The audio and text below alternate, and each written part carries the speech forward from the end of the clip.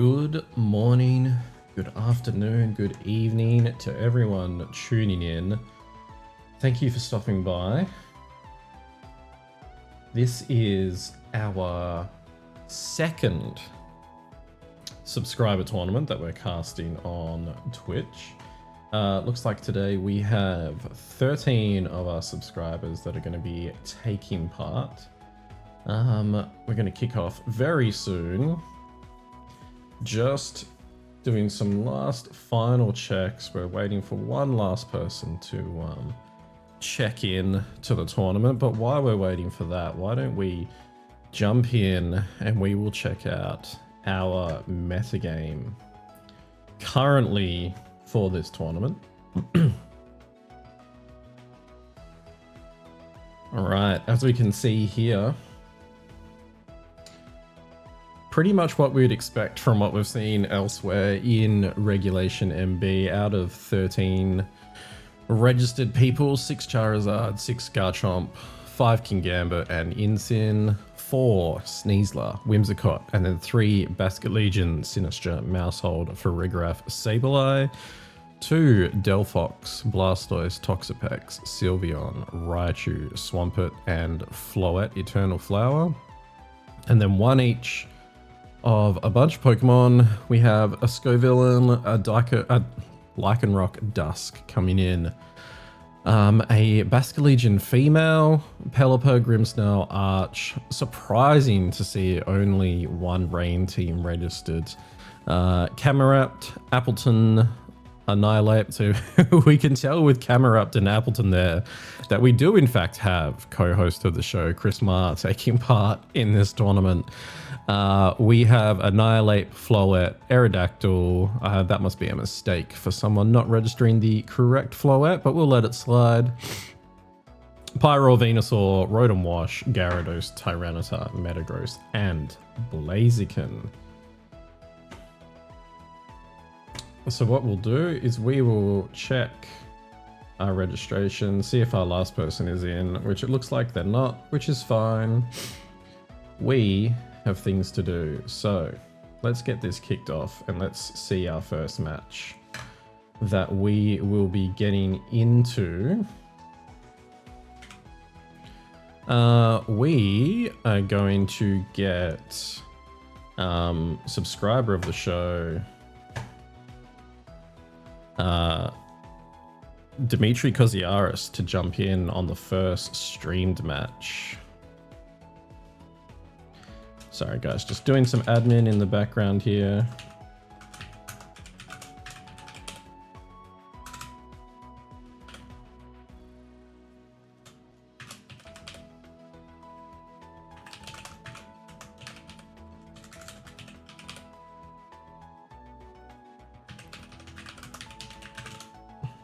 Alrighty, let's give them their room code and bring them in.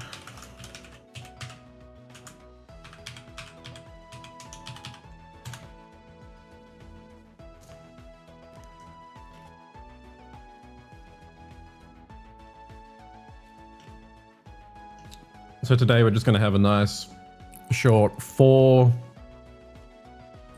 tournament, and anyone who is 3-1 or better will make top cup. If something crazy happens and we only have 2 or 3 people at 3 or 1 better, then the best 2-2 will make it in to the top 4. This week we have prizing of $75 for first place, $25 for second place, provided by O2 Drop Superfan Prophet, aka Jamie Hodge, who will be, who has provided prizing for top 2 places, and then $15 each to top 4 players.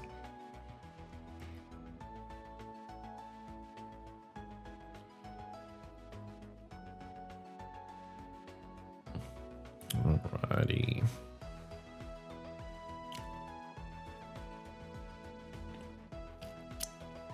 Okay, we have Comedia in. Just waiting for Dim the Sim to join.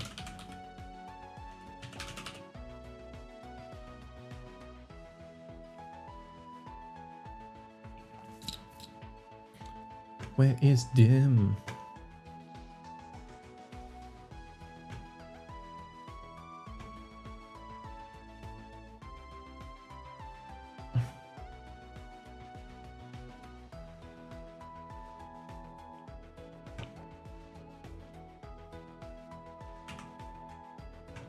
Okay, there is Dim.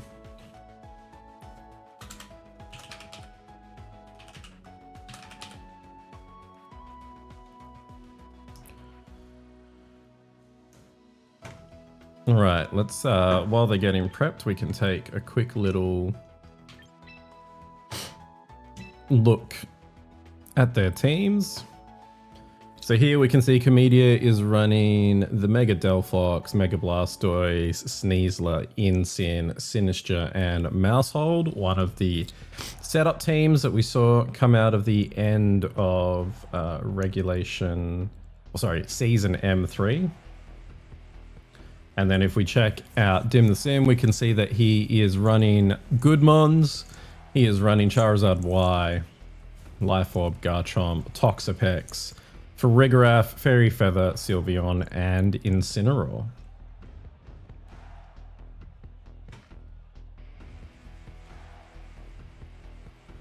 Alright, our players are getting ready.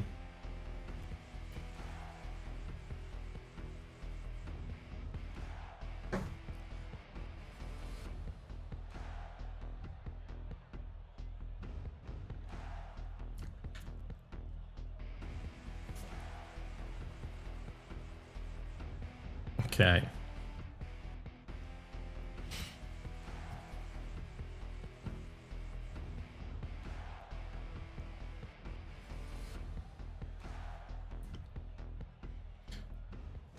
So Comedia is obviously going to be looking for that very early pressure with setup. Let's see what leads these players go for.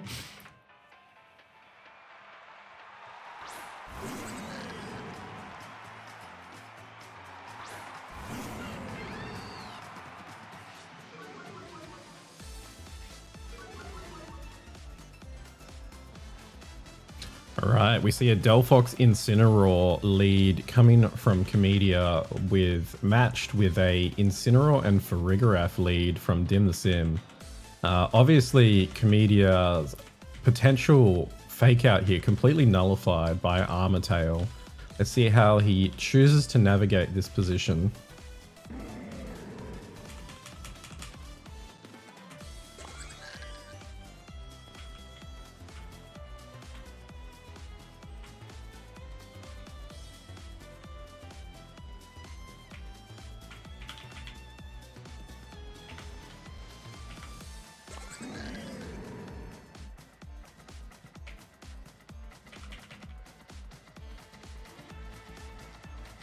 Okay, we can see Comedia coming here for the early terrestrialization.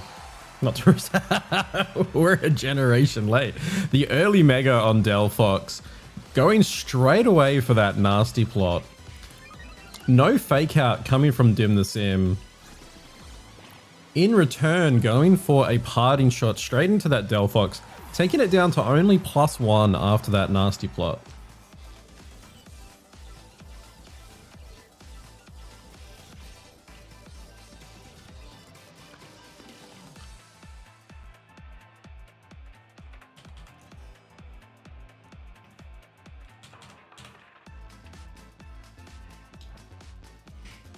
Dim taking his time.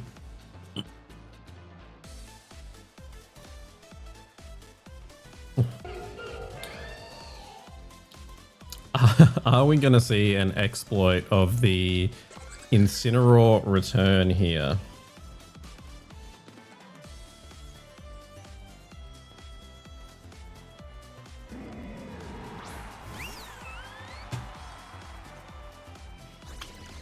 So Dim taking his time there to bring out a Sylveon, with Comedia also parting shotting into the Farigiraf.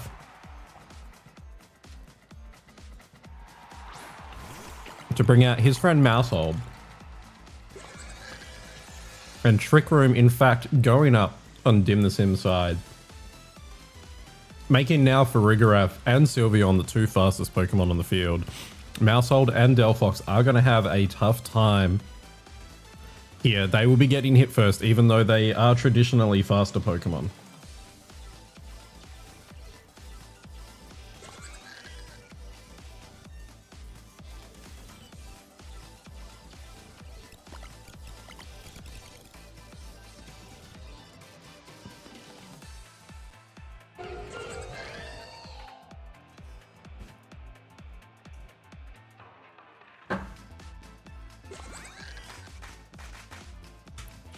We see a helping hand from Farigiraf onto the Sylveon.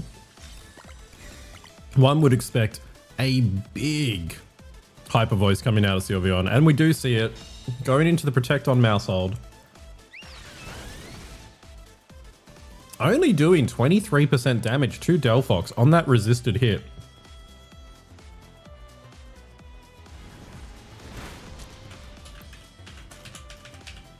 So we see that Heat Wave from Delphox missing the Sylveon, but hitting the Farigiraf for 66% of its HP.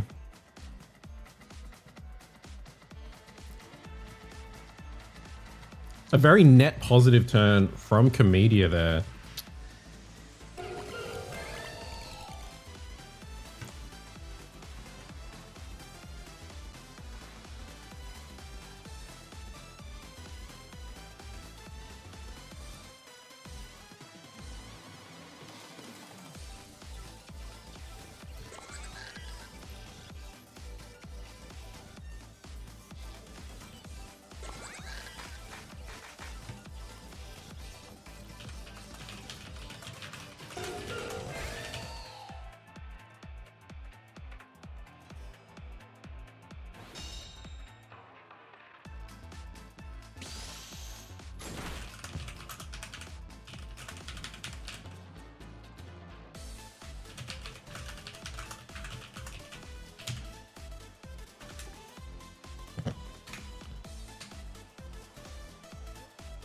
Okay, sorry about that, everyone. We got distracted by some admin issues in the back.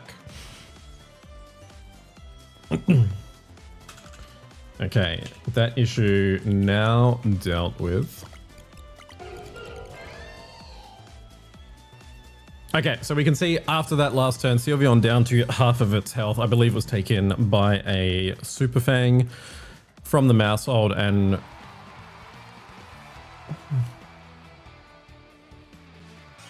okay, I believe we did have a team sheet. We had a team sheet error on Dim the Sim. So Dim has given the first round there to well, the first match there to Comedia, which is the correct play, and we're just advising the opponent of the issue here.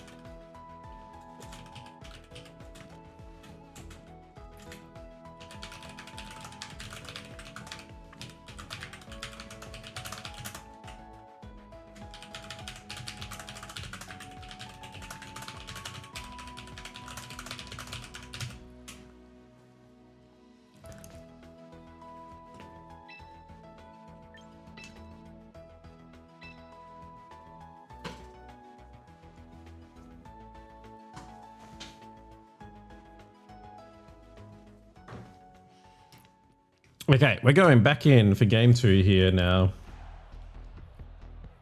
Team sheet errors dealt with. Okay, so we saw a very strong start from Comedia in game 1.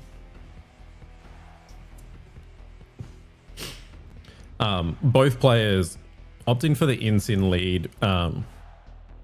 Dim, of course, able to prevent any priority moves with his Farigiraf. But Comedia just going for the nasty plot in its face anyway.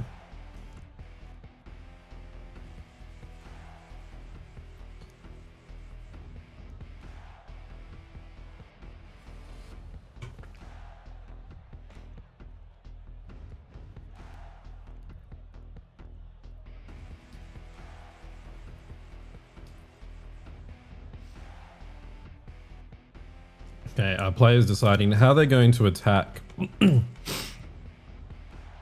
this second game.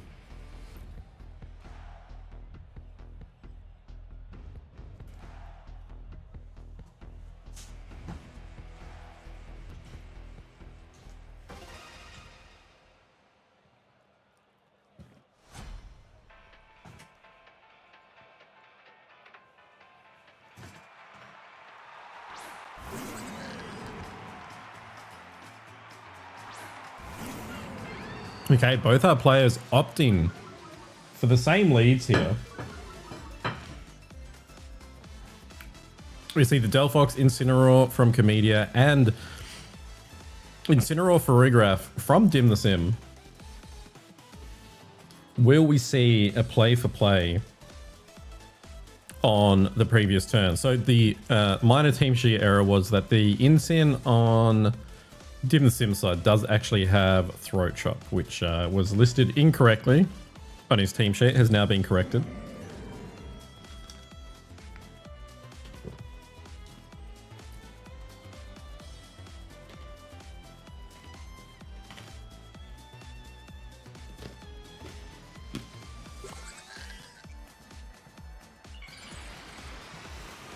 Okay, we see Comedia again going for the Mega Delphox straight away on turn 1. Getting those base stat boosts. This time, going for a Protect. Throat Chop from Dim the Sim's Incin, going in to Comedia's Incineroar. And here we see the Trick Room coming from the Farigiraf.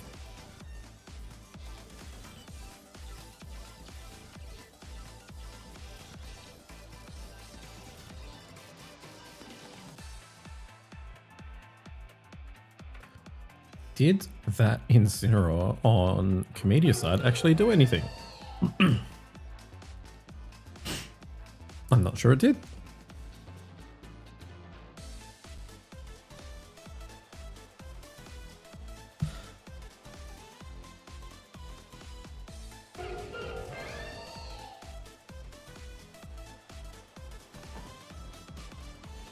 Okay, our players considering their actions here. So Trick Room is up currently. We see the Delphox retreating by Comedia into Sneasler,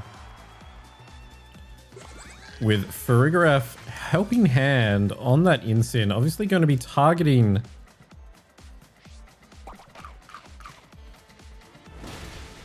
so we do see Comedia hitting the opposing Farigiraf with Throat Chop. And the Throat Chop from Dim the Sim, in fact, going into the slot that the Delphox previously occupied.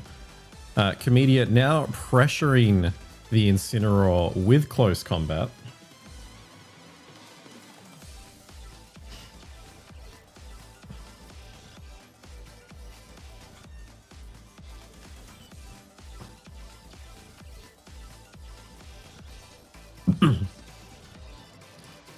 So Comedia still a fair bit slower than Dim the Sim's side of the field here.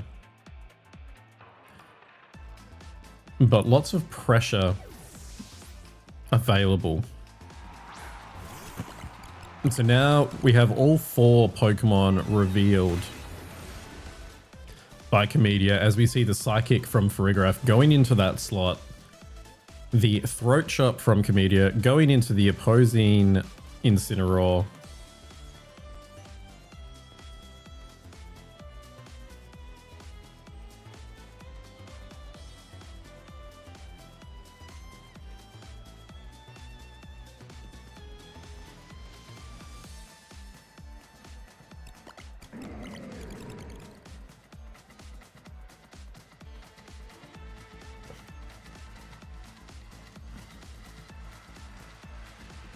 So all Pokemon still relatively healthy. We have 2 turns of Trick Room left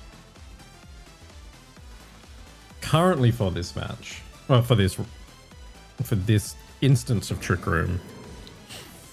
So we do see the Sylveon swap from Dim the Sim and a double switch, bringing out Charizard. So Dim the Sim now preparing for the out of Trick Room turns. Incineroar on Comedia's side, correctly identifying that a switch might be coming, and parting shot into the Charizard slot, dropping its special attack and returning Delphox to the field. So now Dim the Sim has a fire type and a fairy type facing down on a Delphox. So Delphox resisting anything that Dim the Sim can do here. There's reason to believe that Comedia can just nasty plot in front of this setup and look to start sweeping in the next round, in the next turn.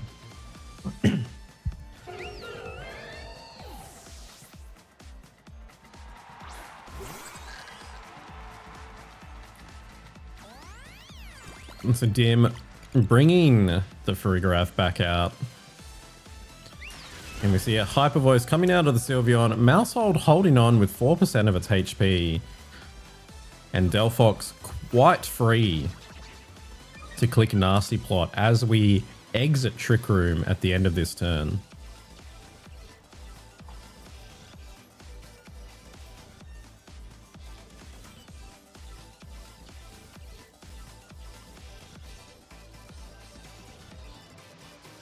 Players considering their actions here, all players still have all 4 of their Pokemon, and all 4 that have been brought to this match have been revealed by both players.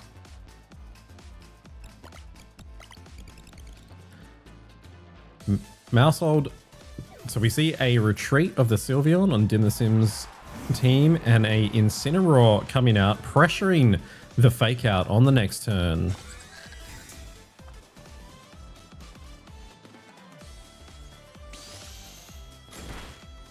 A big Super Fang into the Incineroar there, activating the Citrus Berry on Incin.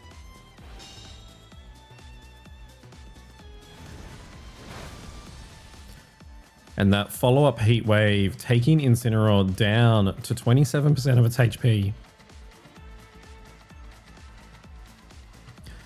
Dim has positioned himself very nicely here to be able to get a second Trick Room in this match.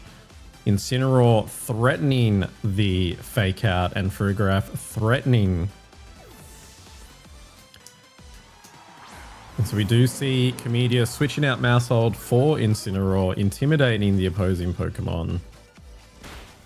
With that Fake Out coming into Delphox. And Farigiraf in fact clicking Trick Room again. So the second Trick Room of this match goes up now. And Comedia once again finds himself as the slowest thing on the field.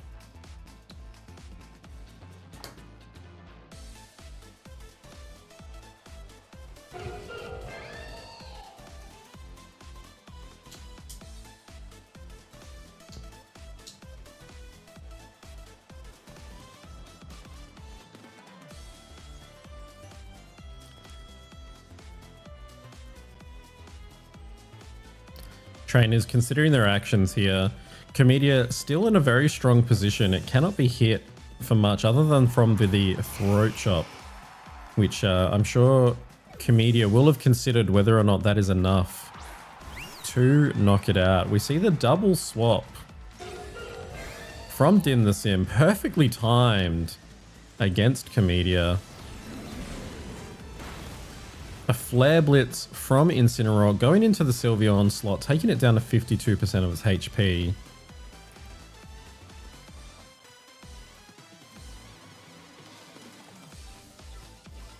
So now we have Dim obviously trying to position his Charizard here. We know it's most likely going to be slower than Comedia's Delphox. Incineroar threatening parting shot into that slot again, and we know that Delphox will happily sit there and take a Hyper Voice from that Sylveon. A very threatening turn potential here from Comedia.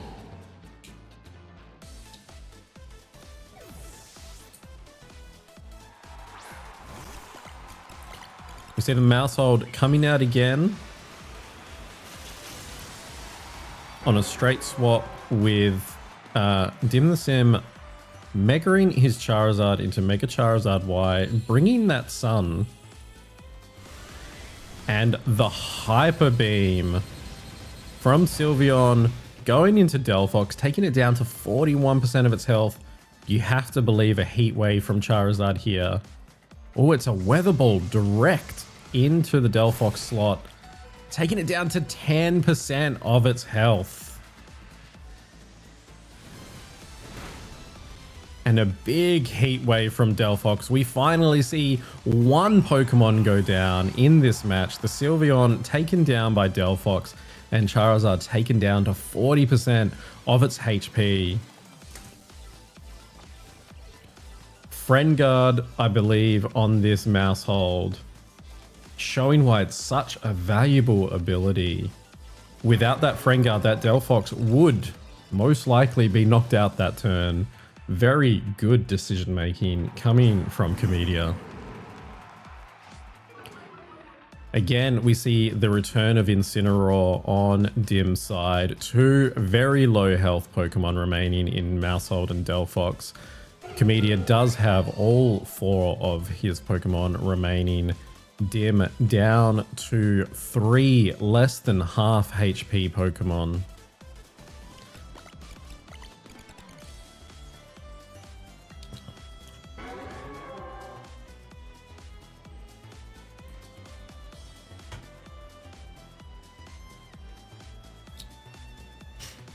How will our trainers position themselves for the remainder of this battle? 2 turns of Trick Room remaining.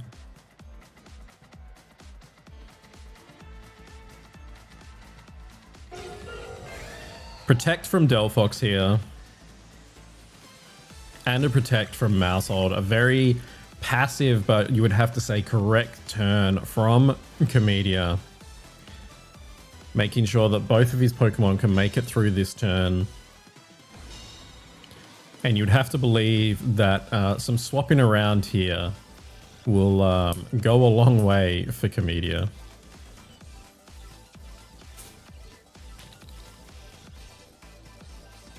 Final turn of Trick Room.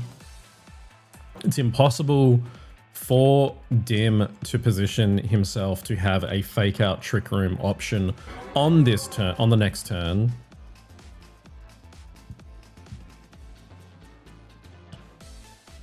It's a very good positioning by Comedia. We do see a Delphox retreat, making sure that it definitely lives into the next turn. And we do in fact see the double swap from Comedia. Comedia recognizing that his path to victory, potentially relying on Delphox and Mousehold being available together at the end of this match.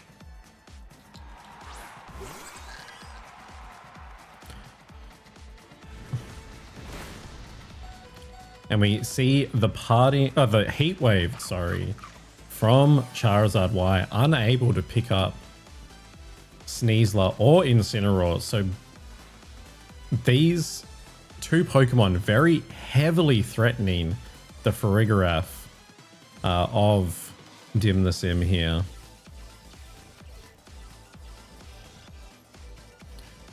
Comedia looking to avoid the end of this fight being played in Trick Room.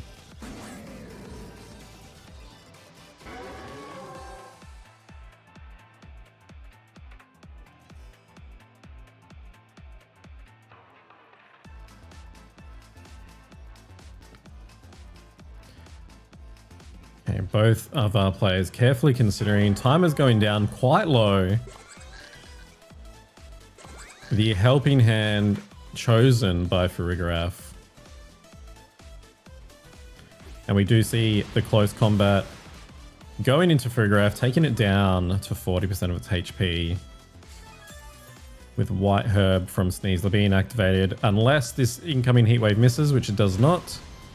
As expected, Sneasler goes down and Incineroar surviving on 25% HP. And the big Flare Blitz. Taking Farigiraf down to 1%, but in fact burning the Farigiraf. Which will take Farigiraf down here. Leaving Dim the Sim with 2 remaining Pokemon, Incineroar and Charizard.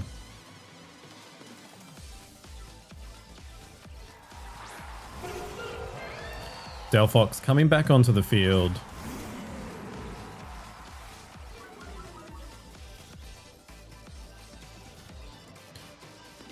Comedia down to less than a minute of your time remaining.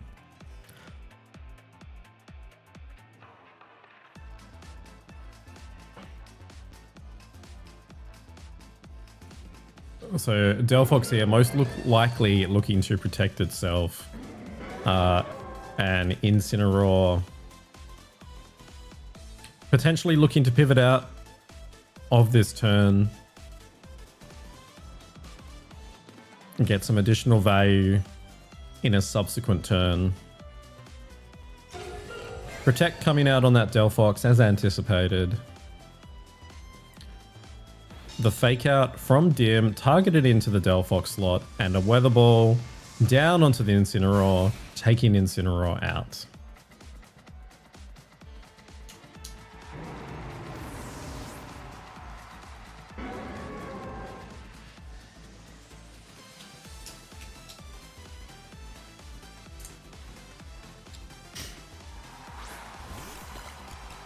Mousehold from Comedia coming out. Both trainers incredibly low on remaining your time.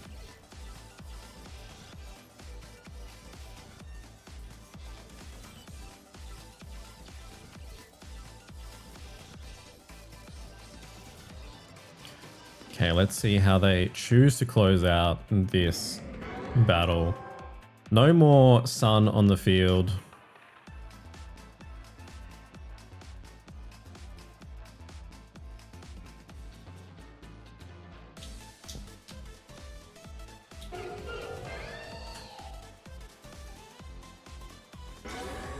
See Charizard protecting here to eat another turn.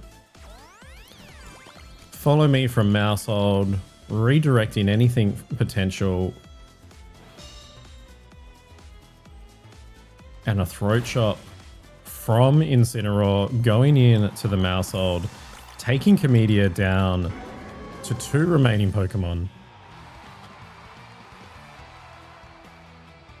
And we see that your time ended on Comedia's side of the field. Okay, I need to ask some questions in the...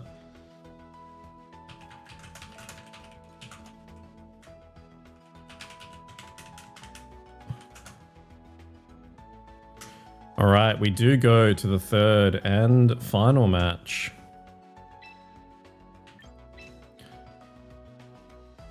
Okay, unfortunately, Comedia, running out of your time there. So we have both Comedia and Dim.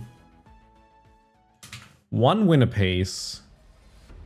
We'll have to see who can come out on top here to take victory in this first round, setting themselves up potentially for a finals appearance. I believe all remaining matches for this round have in fact finished.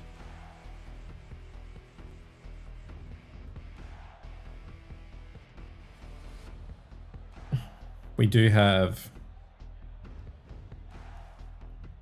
2 more matches going. This is one of them. So even though we unfortunately had a team sheet error in game 1, we are taken all the way to game 3 here.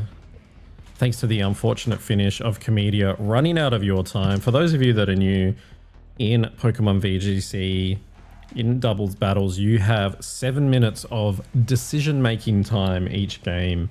And if you run out of that 7 minutes of decision-making time, then you, unfortunately, are awarded the loss for that match.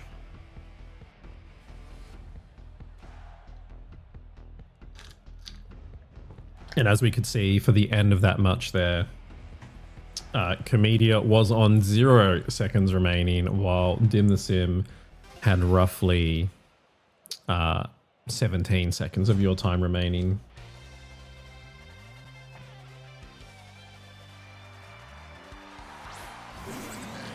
Okay, the same leads again from Dim the Sim, and a slightly altered lead from Comedia, this time opting for the Delphox and Sneasler. Both of these Pokemon heavily threatening to the Farigiraf. A good modification, you'd have to believe, by Comedia here to threaten the Farigiraf with larger early damage.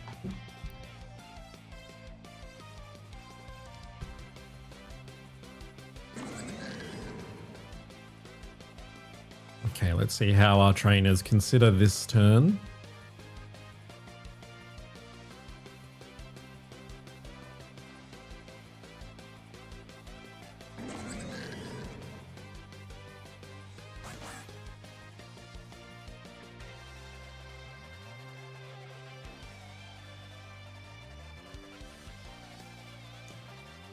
Okay. Players carefully considering their turn 1 again. We see the Delphox choosing to Mega again, turn 1 on Comedia's side of the field.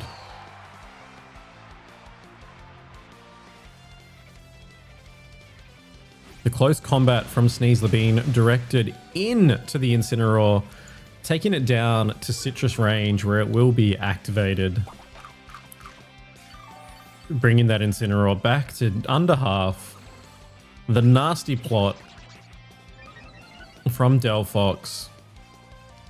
And a parting shot into the Sneasler slot by Dim.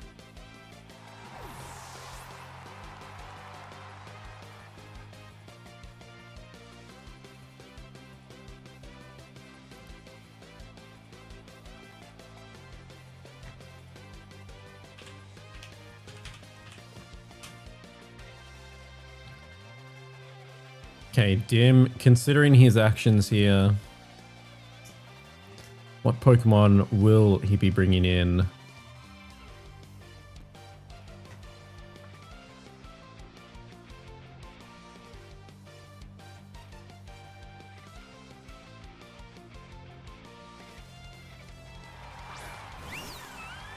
Sylveon, the Pokemon of choice for Dim, with Trick Room going up.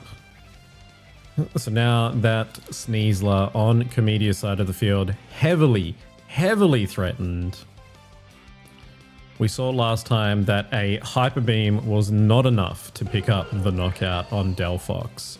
So Delphox would be feeling quite comfortable to go for a Heat Wave here with a retreat from the Sneasler, feeling like the most optimal play that Comedia could make.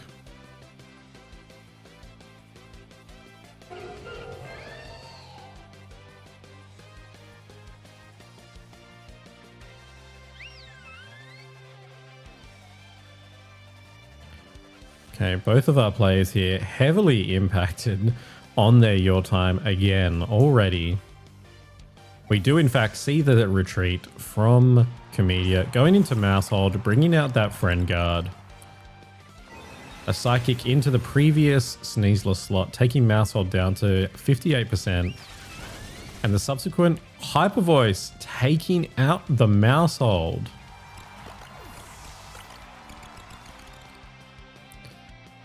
Delphox on brand, missing one of its Heat Wave targets, hitting Sylveon quite hard though.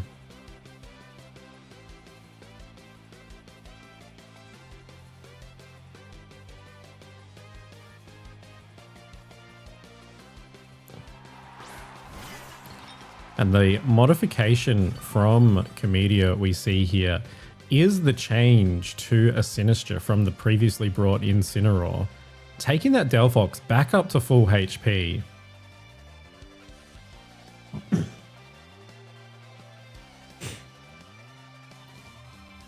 So Comedia's Sinister carrying the Kasib Berry, Protect, Machagotcha, Rage Powder, and Life Juice. So this Sinister built to maintain the HP of itself and its partner Pokemon around it.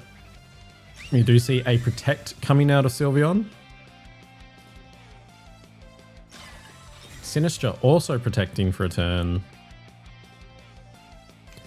And Psychic targeting down that Delphox, only doing 15% damage. But the very critical special defense drop. Ooh. That is unfortunate, chat. Let's see if we can quickly get back in here.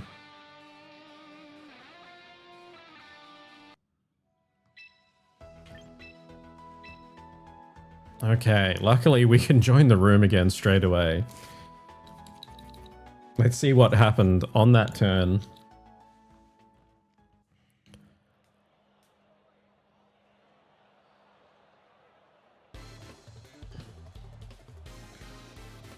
Okay, please do ignore. So we can imagine that a heat wave went into Farigiraf there, taking it down to 17% HP. We know that the Sylveon protected. So a helping hand from the Sylveon, you have to believe. There's a big Hyper Beam coming. Sinister Rage Powdering just in case. And it was the Hyper Beam from Sylveon, destroying that Sinister. And the Heat Wave from Delphox this time landing onto both of the target Pokemon, taking Dim the Sim down to his final two Pokemon. You would have to believe that it is Incineroar and Charizard.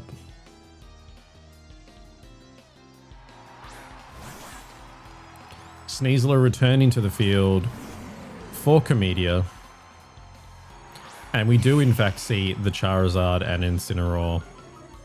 Intimidate going down onto both of these Pokemon. We have one turn of Trick Room remaining. Comedia would be very happy to see out this final turn of Trick Room and be the fastest Pokemon on the field.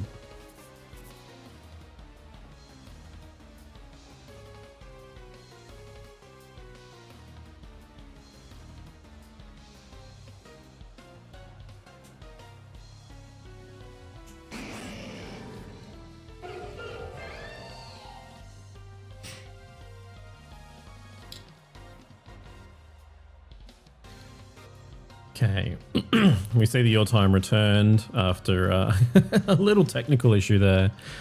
But Comedia in a very strong position here, you'd have to say.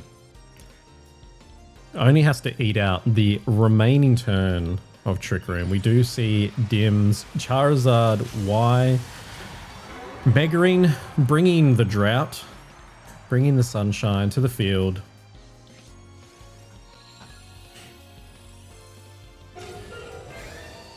Protect from the Delphox. And the Fake Out from Incineroar being directed into that Incineroar slot. Meanwhile, Comedia's Sneasler fakes out the Charizard, now making Delphox and Sneasler the fastest Pokemon on the field.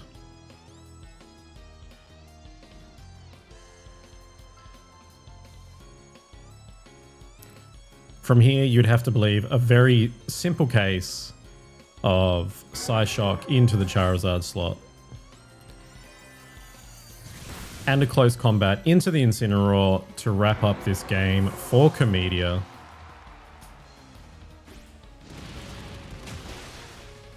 That is what we see, and we do see Incineroar taken down.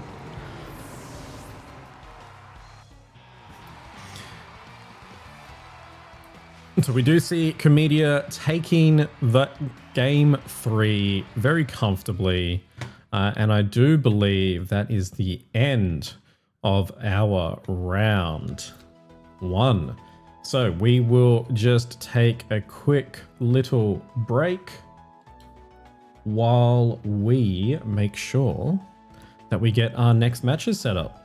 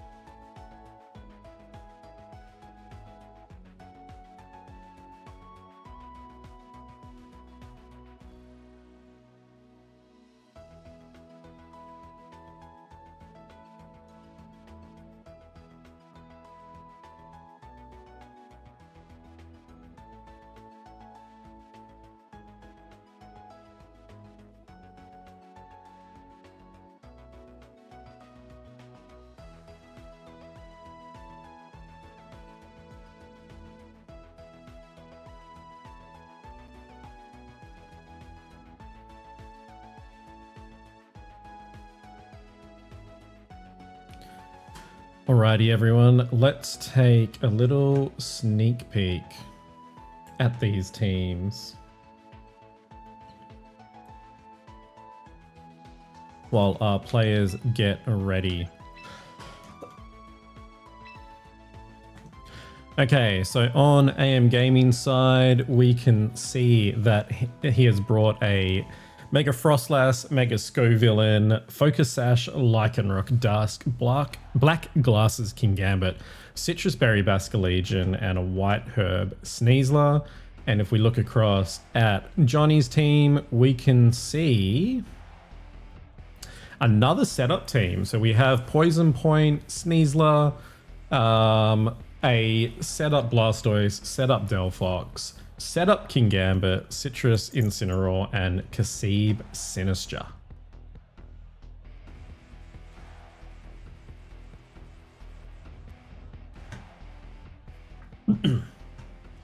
Alrighty, let's see how our players lead off here.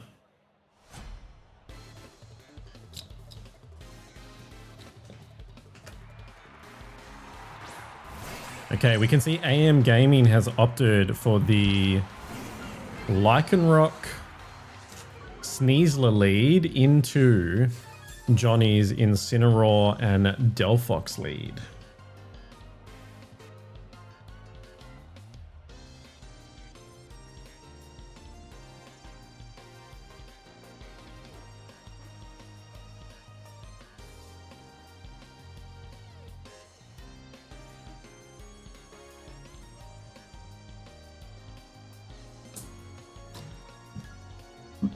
Okay, we do see Johnny going for that early mega on Delphox.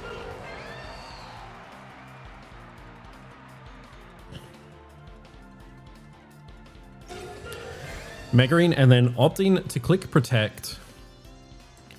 Lycanroc also protecting this turn on AM Gaming side. The Sneasler fake out going in to the Delphox slot and the Incineroar fake out going in to the Lycanroc slot here. So an extremely neutral turn for both players there.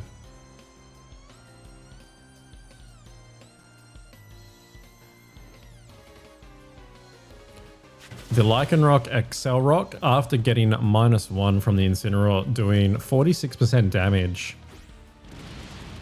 And we do see Sneasler completely knocking out Johnny's Incineroar there. And Delphox going for the nasty plot. A very good turn for AM Gaming there, getting themselves into a position where they've taken out the threat to their physical Pokemon. Sinistra coming into the field here on Johnny's side. Sinistra, of course, being able to heal the Delphox with its ability, and will also be able to redirect attacks away from the Delphox, allowing this Delphox to either set up again or just start spreading damage. But the Sneasler on AM Gaming side is equipped with Rock Slide. And we see that Psyshock going down into the Sneasler, taking it out.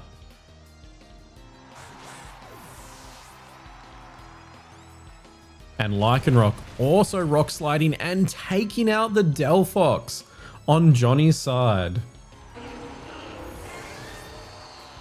We can see here Rock Slide being an absolute menace of a move. Lycanroc, even when it's at -1,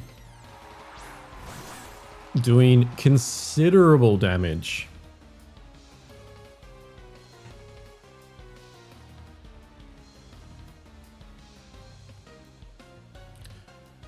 So AM Gaming in a very strong position against Johnny here.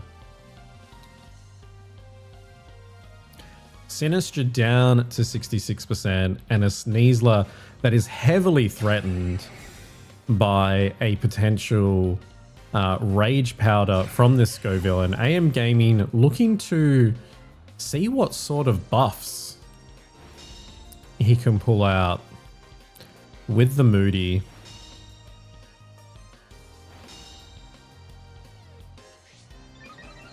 It does get a special attack boost, but a speed drop.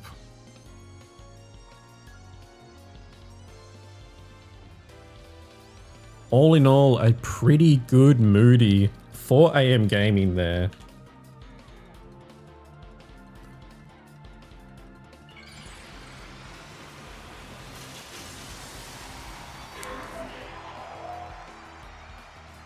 Okay, we do see the Mega of the Scoville on AM Gaming side. Poison Jab from Sneasler, targeting it down and taking it down into the red, down to only 14% of its health, and activating Poison Touch. We will see a return burn onto the Sneasler, negating a lot of its damage there. A Lycanroc Rock Slide, hunting for some flinches on the Sinistra. And thanks to that speed drop,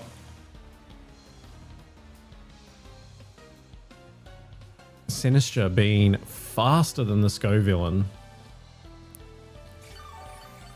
doing considerable damage to AM Gaming's Lycanroc, but Scoville holding on thanks to its high defenses and a big overheat going into the Sinistra slot there.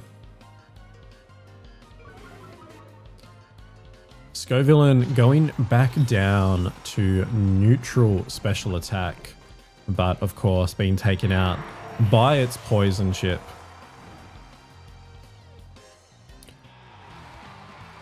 And we see Johnny seeing the writing on the wall there and giving the win to AM Gaming.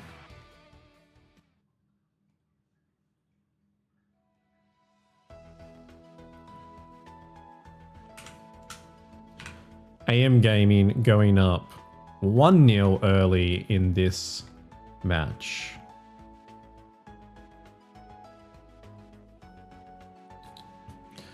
Okay, our players very quickly into it again. Let's jump in with them and see how this game 2 goes.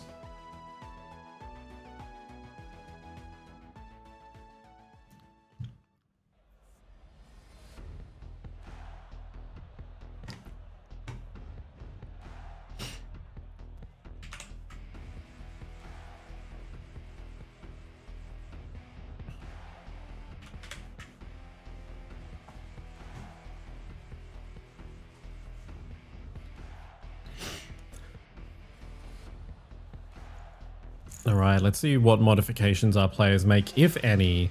That first game playing out very well for AM Gaming.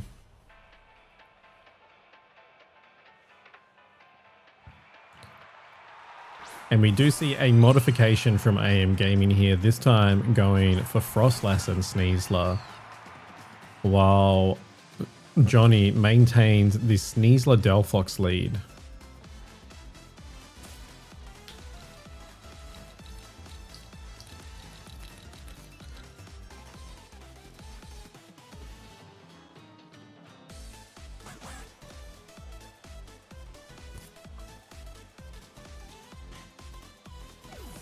AM Gaming quickly retreating his own Sneasler to bring out the Basculegion, negating any potential fake out that could be coming from Johnny Sneasler.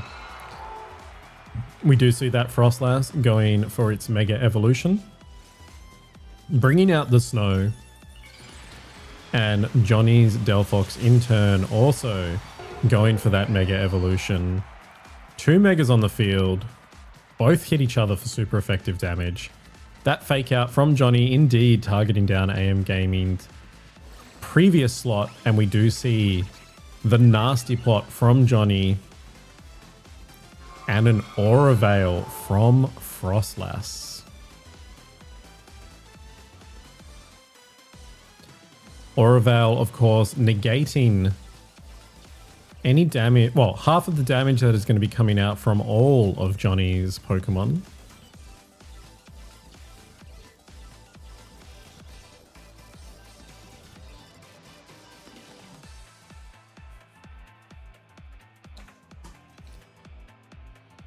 So no damage laid down from either player yet. We do see Sneasler retreating here to bring out Incineroar, dropping the attack of the Basculegion on AM Gaming side by 1.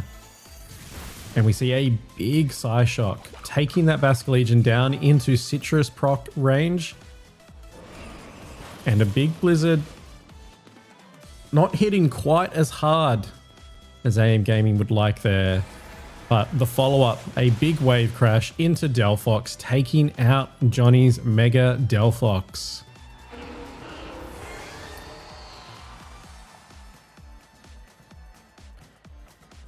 So a very good turn for AM Gaming there. The Frostlass remaining untouched. And Basculegion only just down below half. The Incineroar cannot threaten Fake Out. Neither can Sneasler here. And Aura Veil still up with 3 turns remaining. A very, very strong position for AM Gaming here.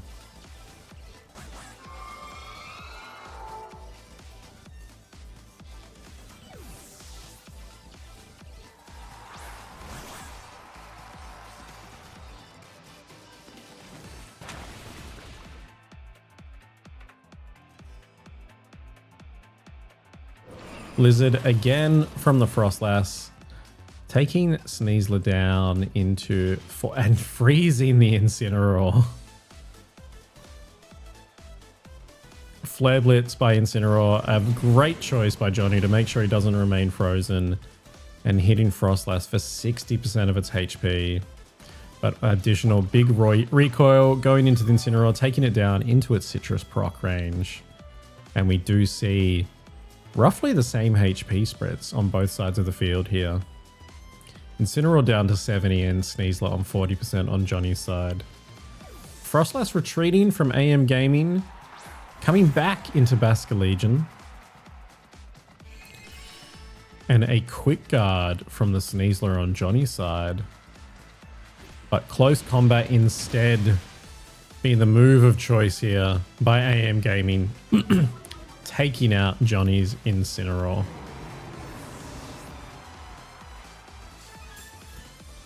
And that White Herb activating for AM Gaming, removing any stat drops that may have occurred. We do see the final Pokemon from Johnny is in fact Sinister.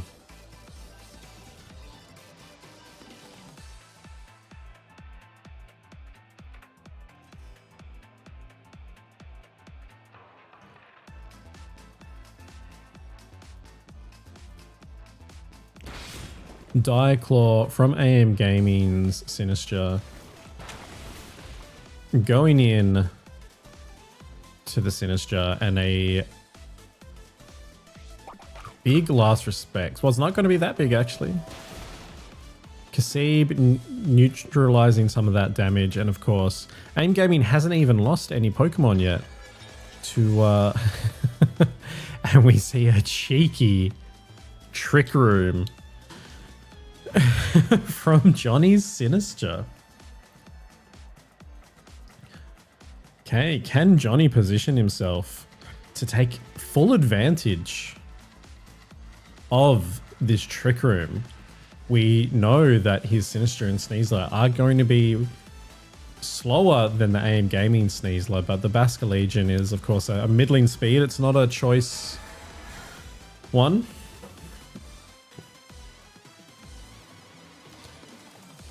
Matcha Gotcha from Sinister. Only hitting one of its targets, only hitting that Sneasler.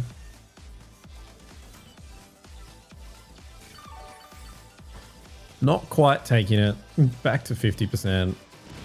But close combat from Johnny Sneasler, taking out the opposing Sneasler here.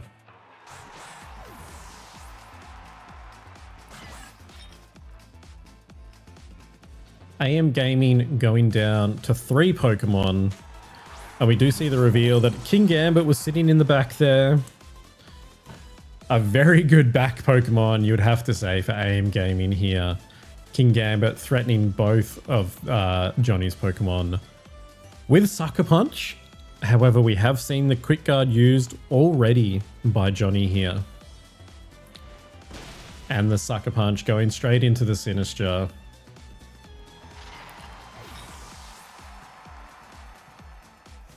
And that Basque Legion being slower than the Sneasler, taking out the final 2 Pokemon on Johnny's side. And we do see AM Gaming taking a very dominant 2-1 win there.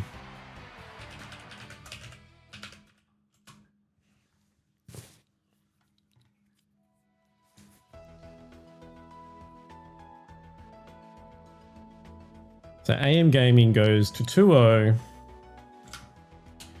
And Johnny, unfortunately, goes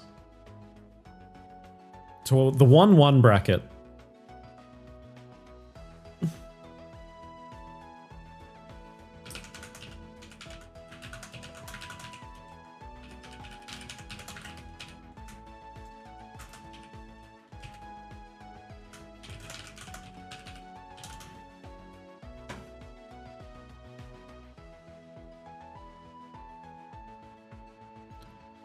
Alrighty. Are they going again? They might be. Never mind. Okay, we...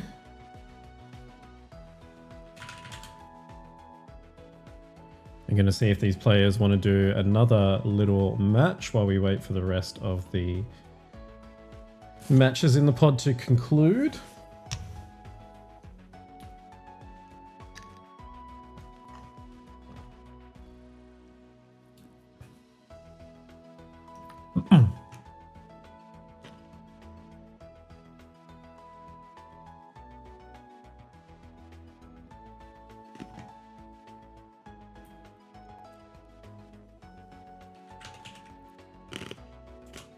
Okay, both of our players here are going to have a little best of one scrim.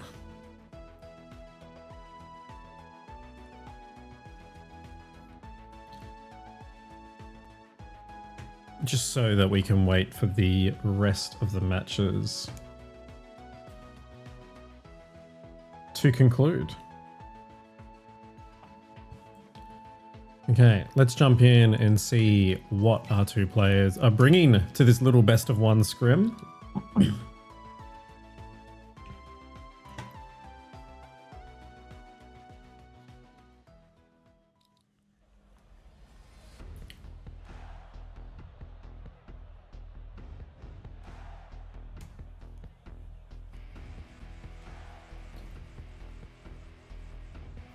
All right, we can see Johnny has setup team still, but AM Gaming has opted for what looks to be a 3-3 style team. We do have the rain element of Pelipper, Archaludon, and Swampert, and then a somewhat less rain form of Hisuian, Arcanine, Tinkaton, and Staraptor.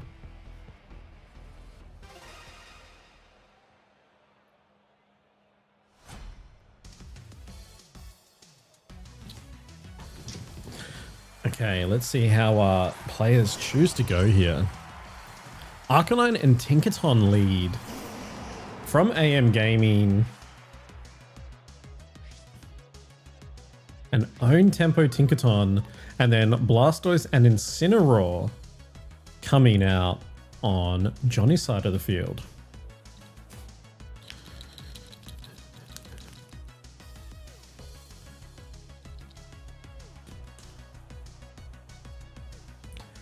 So Arcanine potentially in a very uncomfortable position here. Goes down to a drop of water.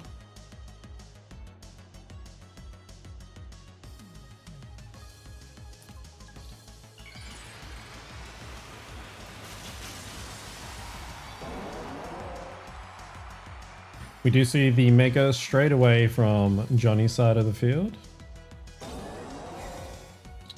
But protecting on this turn, Tinkaton targeting that fake out into Johnny, and a head smash from Arcanine, taking Incineroar down to 15%, activating its Citrus.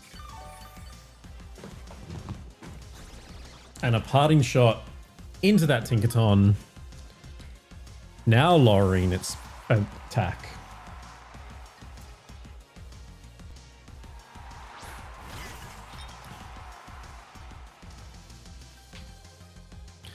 We do see the Sinister coming out for Johnny, looking to get a little redirection, no doubt.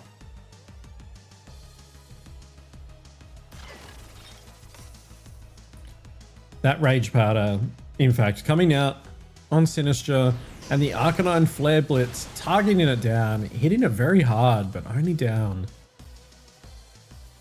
to 39% health. But that Gigaton follow-up, cleaning up the Sinister.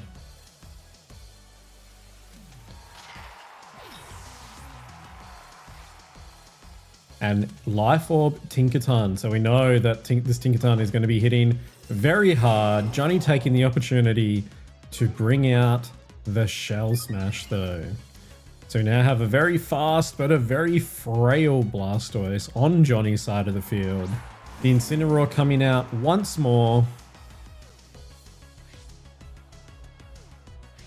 Own tempo, of course, preventing any mitigation by the Incineroar. Intimidate.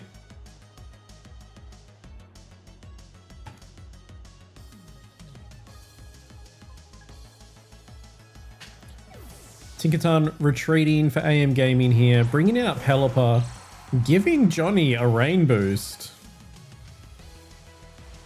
But Arcanine opting to protect.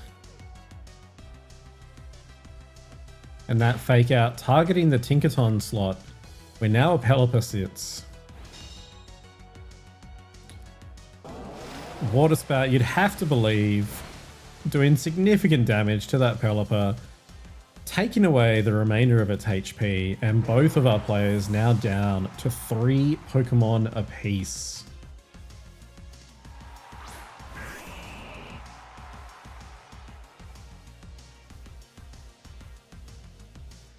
Okay, we do see the Swampert coming out on AM Gaming side of the field here.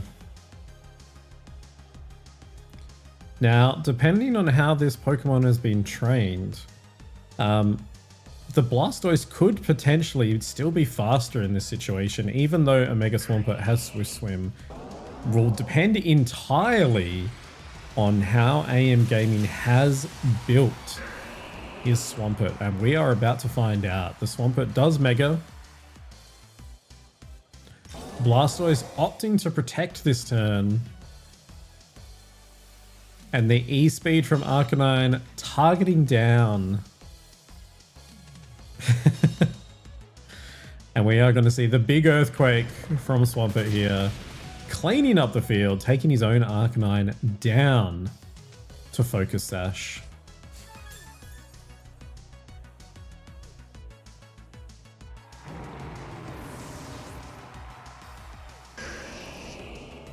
But a big house clean from Swampert.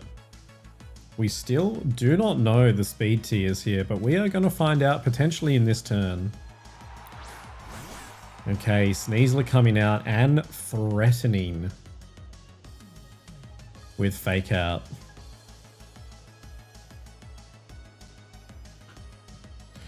So I believe this is the team that we saw Johnny using in the best of 3. So we know that this Sneasler does have Quick Guard. So Arcanine is not going to be able to do any extreme speed at this point. AM may potentially want to pivot his Arcanine just to bring out another Intimidate in this match.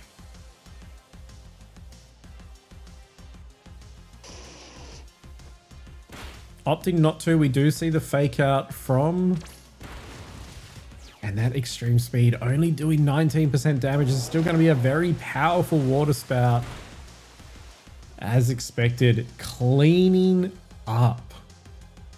Taking down that Swampert.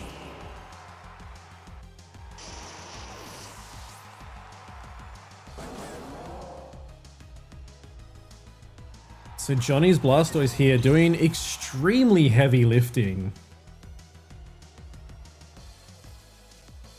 Taking out all of AM Gaming's Pokemon thus far.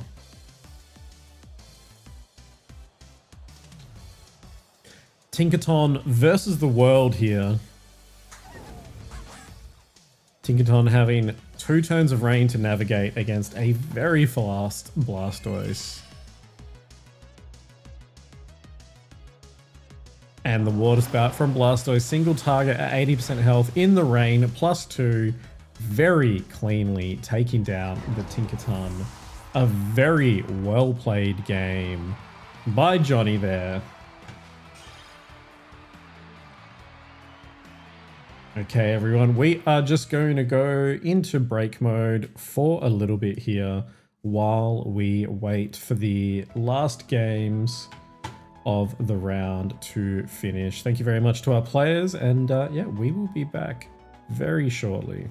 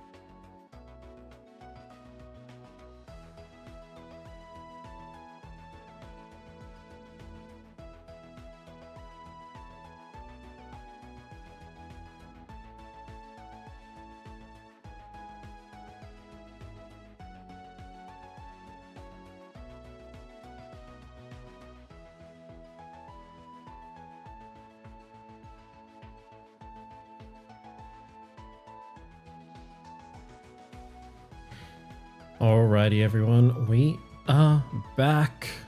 Round 3, getting prepared. We have a match coming from the 1-1 bracket for you. We have Oreo versus Tobo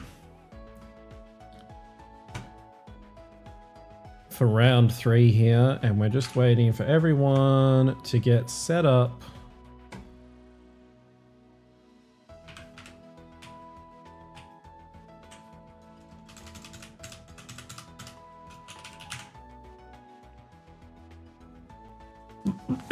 Okay. So we have had one player drop from the tournament. I was planning to put co-host of the show, Chris Ma, onto stream, but unfortunately he doesn't even have an opponent this match, which does happen. Happens to the best of us.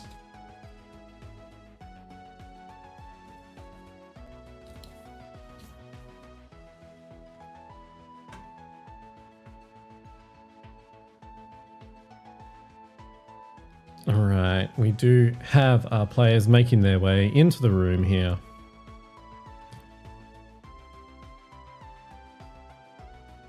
Okay, let's see if they orientate themselves the way I've asked them to.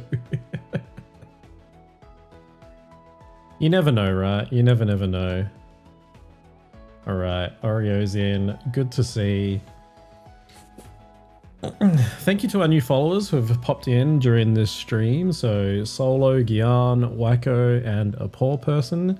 Thank you for following the O2 drop. We appreciate everyone dropping in. And I think we will take the opportunity so that we can go through these battles unimpeded. We'll run an ad now so that it doesn't happen during the match.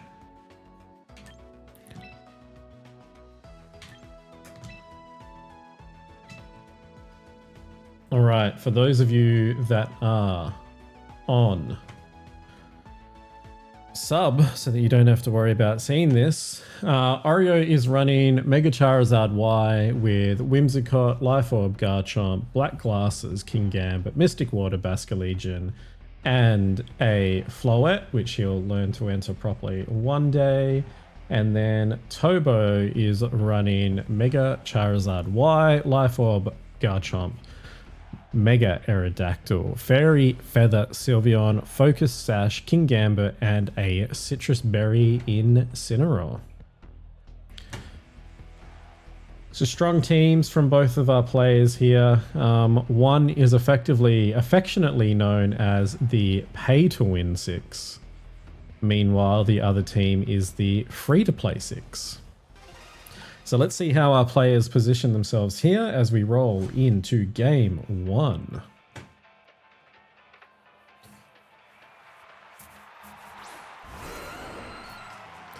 All right, we see Garchomp and Aerodactyl for Tobo and Whimsicott, Basculegion for Oreo.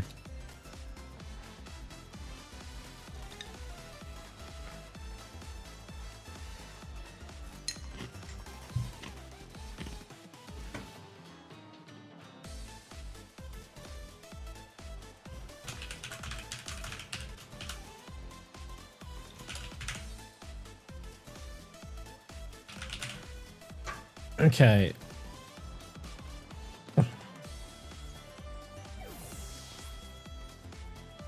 Alrighty. We see the swap to King Gambit for Tobo here.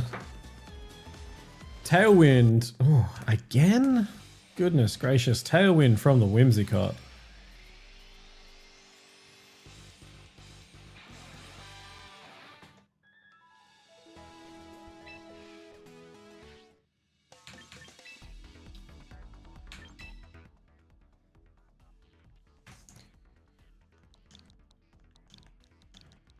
Sorry for the technical issues here, everyone.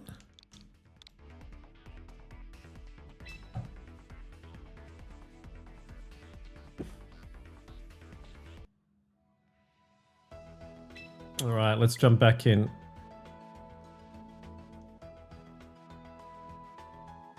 What is going on here? I may need to power cycle. Okay, bear with me everyone. I apologize for what is happening.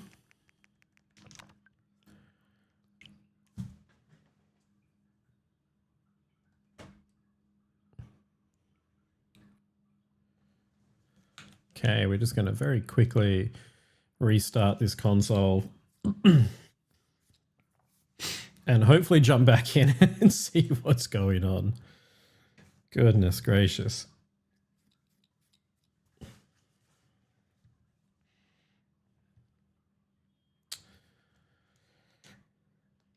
Right, I'm just hiding the screen currently so that we don't don't share the room code to the world. Obviously we don't want to impact the event in any way here for our players.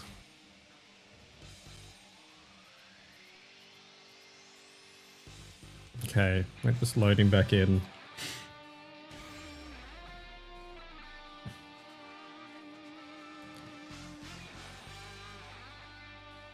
Okay.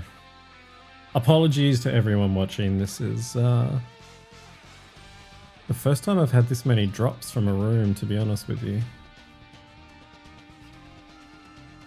All right, we're straight back in. Let's see if we can jump in and see where we're at with this game.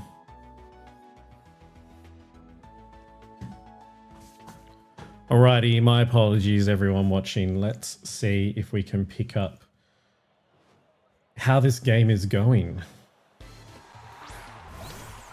Okay, we rejoin and we see that Tobo has lost King Gambit and Sylveon, while Oreo has lost Abaska Legion. We can see that it looks like neither player has Mega'd yet, but we do have a Whimsicott at 60% health and a Garchomp at 80% health. A strong position by Oreo, you'd have to say here. Mega Floette coming out on Oreo's side of the field. Fairy Aura going around for everyone, and in turn we do see Tobo's Mega Aerodactyl coming out.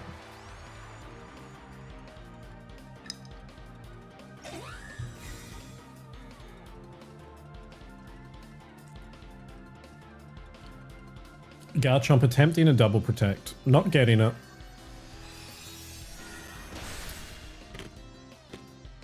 And a big Moonblast from Floette, taking down Tobo's Garchomp.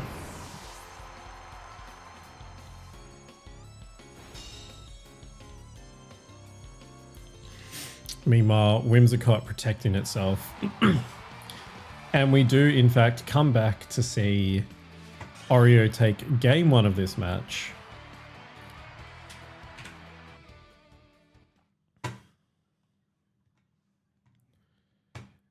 Okay, Oreo taking a 1-0 lead early. As we unfortunately lost them. So we missed most of that game, which I do apologize for, everyone.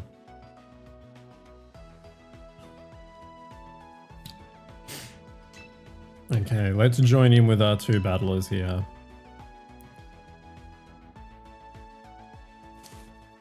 So it was raised on the podcast by Alistair Sandover.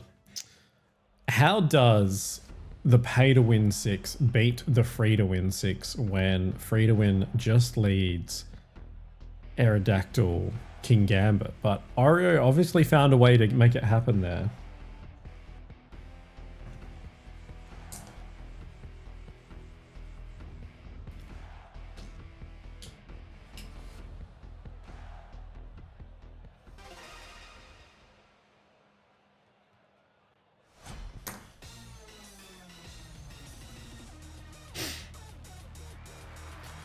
Okay, Charizard Sylveon lead coming from Tobo here.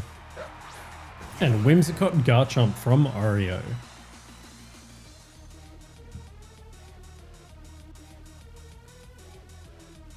So a more aggressive style lead here from Tobo, looking to get some early damage on the field. Meanwhile, Oreo still has the supporter with one damage dealer in Garchomp.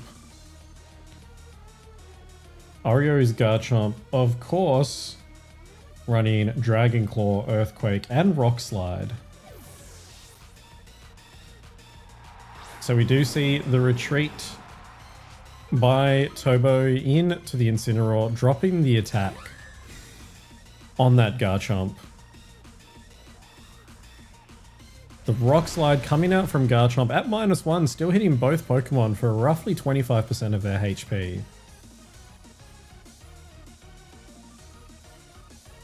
And getting that critical flinch on the Sylveon.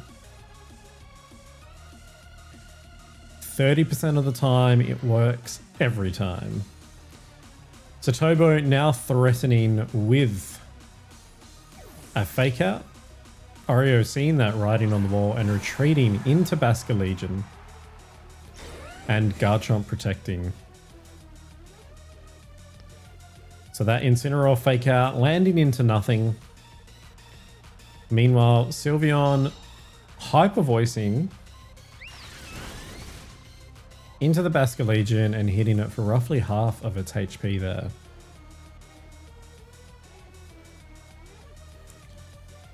So Tobo stuck with two slower Pokemon here versus Basculegion and Garchomp, which definitely going to be faster than both.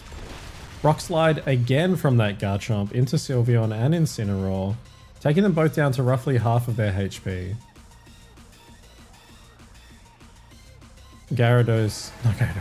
Garchomp taking additional chip there from its Life Orb, and Oreo's Basculegion targeting down the Incineroar. With that recoil now, you have to believe that a Sylveon Hyper Voice takes both of Oreo's Pokemon, which it in fact does. A 2-for-1 trade in the favor of Tobo here.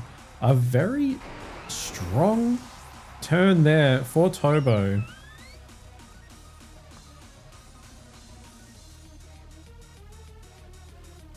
What have both of these players got in the back here? Oreo revealing that it's going to be a Floette and Whimsicott to attempt to finish off this game. And Tobo revealing a Kingambit in the back here. So if Sylveon manages to live through potential damage coming out of this Floette, then it will have access to the Fairy Aura that Mega Floette will bring to the field. Kingambit, of course, threatening with a Sucker Punch. But also Iron Head on this Kingambit from Tobo. So we do see that Mega Evolution on the Floette, on Oreo's side of the field, bringing the Fairy Aura, which 3 out of the 4 Pokemon here can benefit from. And a Whimsicott Moonblast going into that Sylveon, doing big damage, taking it down to 20%, and a Floette Dazzling Gleam here will pick up that Sylveon, but it does leave itself susceptible to a return Iron Head from this Kingambit, which Kingambit has targeted down into the Whimsicott, taking it down to its Focus Sash.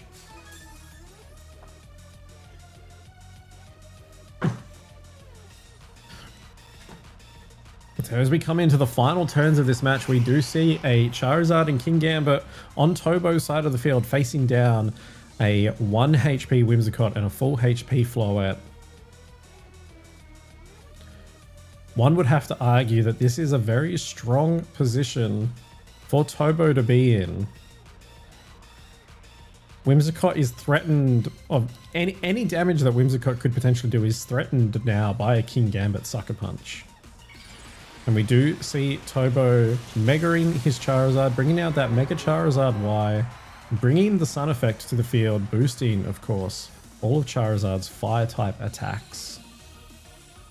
The Kingambit opting to protect on this turn, wanting to see what Oreo's Pokemon are opting for, and that Moonblast was targeted into the Kingambit, and a Dazzling Gleam again from Floette, only hitting 1 Pokemon on the other side of the field there.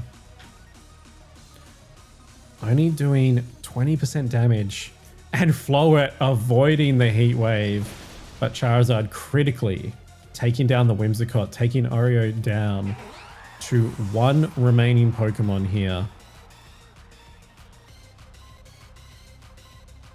So Floette will not be able to take out both of these Pokemon with a spread move. We've seen what it does on the spread move. So Oreo opting for the Moonblast into Kingambit, taking Kingambit down. We're now in a 1v1 situation. And Weather Ball from Charizard. Sun boosted, taking Floette down to 40% of its HP. You'd have to believe if it has it. Floette protecting here. This Floette is the Calm Mind Moonblast Dazzling Gleam, so it doesn't have access to the big nuke of Light of Ruin.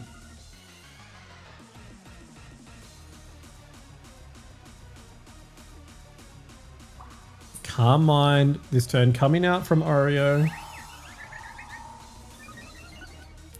Raising its special attack and special defense. The Weather Ball from Tobo taking down the Floette.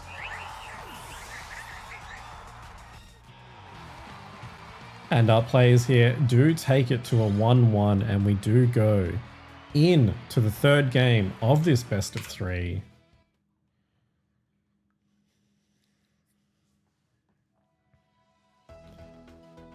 Oreo on 1 win and Tobo on 1 win in this best of three. We go in to the final best of three match. The final match of the best of three even. To see which of our trainers here will come out on top and give themselves an opportunity at progressing to our final four.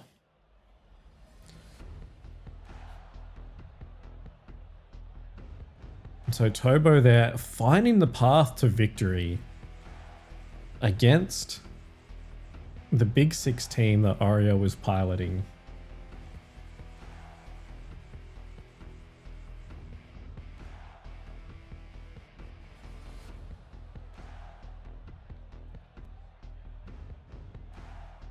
How will our players make any alterations here to try and push themselves into a more favorable position?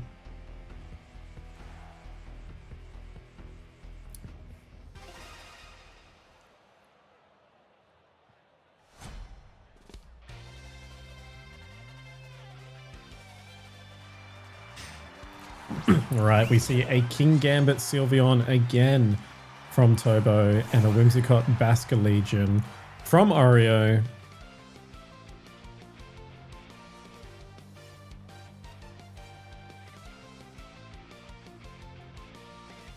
Whimsicott, of course, being threatened by both Pokemon. The big Sucker Punch from Kingambit going into the Basculegion, taking it all the way down to 12% of its health. Moonblast from Whimsicott, opting for damage onto that Sylveon. And a big Wave Crash from Basculegion. You have to believe picking up the Sylveon, which it does. That recoil, though, should take out the Basculegion here. And it does. A 1-for-1 trade on turn 1 of this game 3. A very good spot for both of these plays here. We do see that both of them have opted to bring Charizard to this final match. Whimsicott and Charizard versus Charizard and Kingambit here. Kingambit, of course, is going to be the slowest Pokemon on the field, but it does threaten with its Sucker Punch.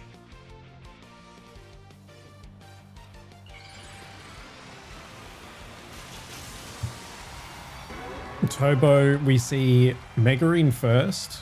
I don't think we've seen either of these Pokemon on the field at the same time, so it's hard to tell if this is a speed tie or if this is the training of these two Pokemon. We will find out once this turn kicks off, unless of course we see a Tailwind, in which case we will not know. Whimsicott opting to protect this turn, a very passive play by Oreo. And the Kingambit Sucker Punch does go into the Charizard, hitting it for 36% of its damage.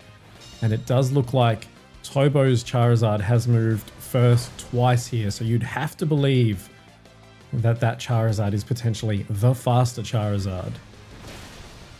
Heat Wave taking down the opposing Kingambit to its Focus Sash here.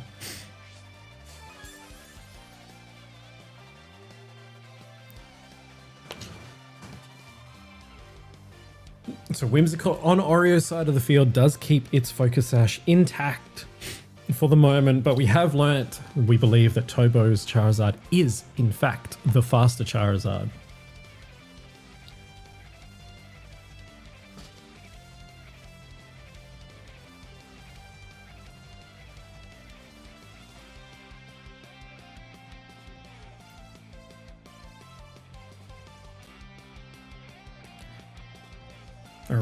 And Charizard protecting on Oreo's side of the field.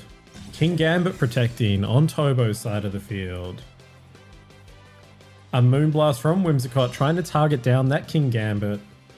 Meanwhile, Tobo's Charizard is going to be hitting that Heat Wave all over the field here. Taking down Oreo's Whimsicott to its Focus Sash. We now have two 1 HP Pokemon on the field, Kingambit and Whimsicott, with Tobo's Charizard being the faster Charizard, and of course sitting with more HP currently. Kingambit still positioned to threaten with the Sucker Punch. How will Oreo work his way around it? Sucker Punch into the Whimsicott. A clean read by Tobo. And a Weather Ball from Tobo onto Oreo's Charizard, taking it down to 0 HP, fainting Oreo's Charizard. Tobo goes to a 3 versus 1 Pokemon situation.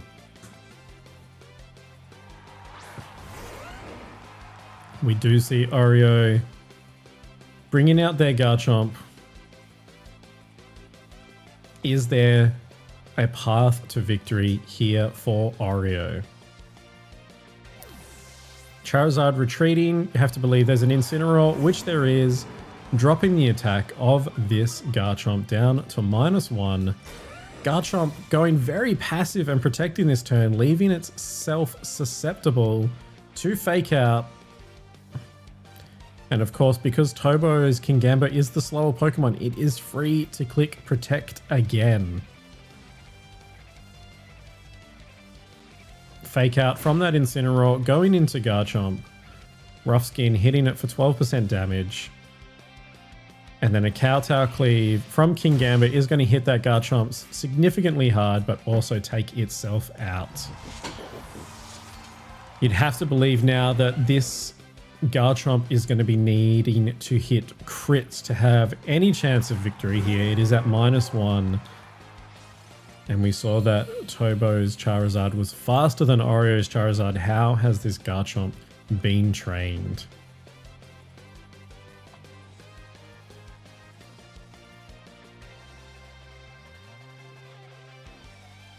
Charizard opting to protect here. You have to believe there's a parting shot coming from Incineroar, unless of course it gets flinched. Not as much damage as you'd like to see there. Life Orb chip onto that Garchomp. And Darkest Lariat from the opposing Incineroar, looking to clean it up, which it does. A very tidy victory from Tobo, taking themselves to 2-1.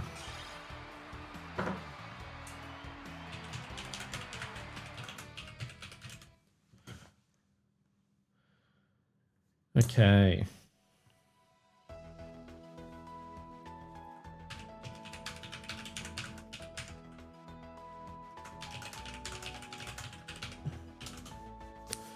Okay, let's find out if our players here want to do a little best of one for our viewers.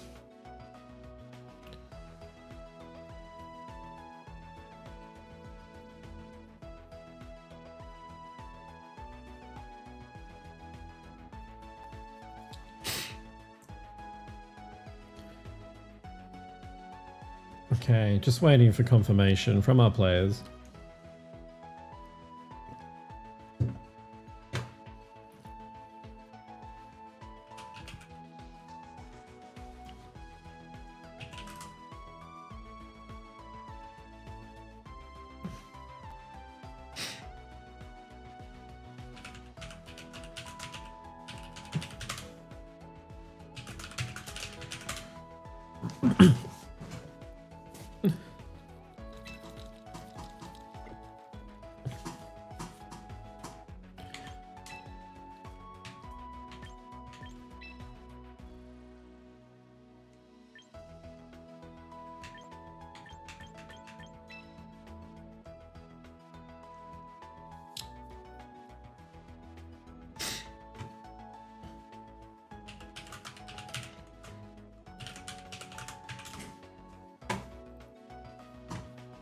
Alrighty, we're gonna do something a little bit different, and I am gonna verse Ario.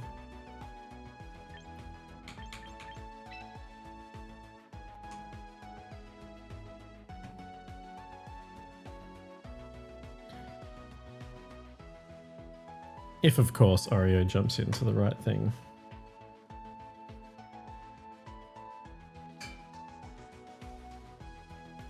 Oh, hang on, never mind. Our round is finished.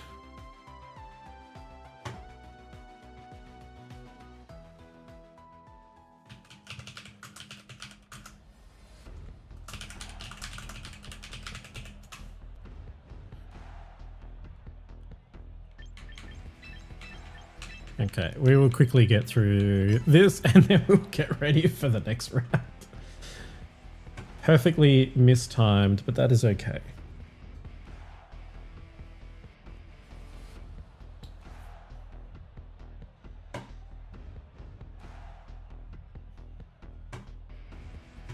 Alright, we've had AM, we've had Comedia, we've had Turbo.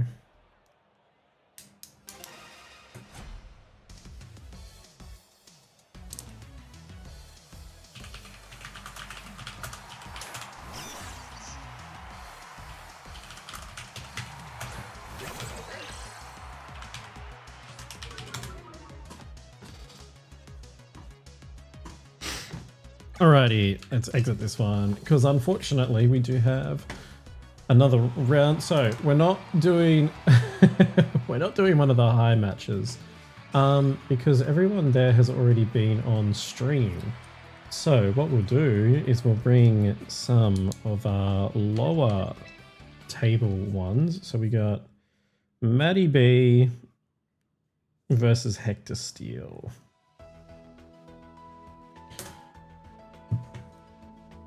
Alrighty, let's oh,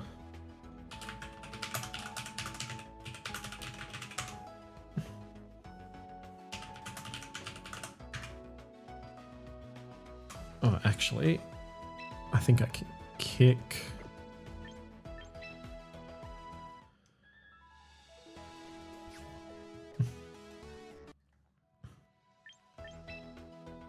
Oh, no, we know how to do this. Let's do this one.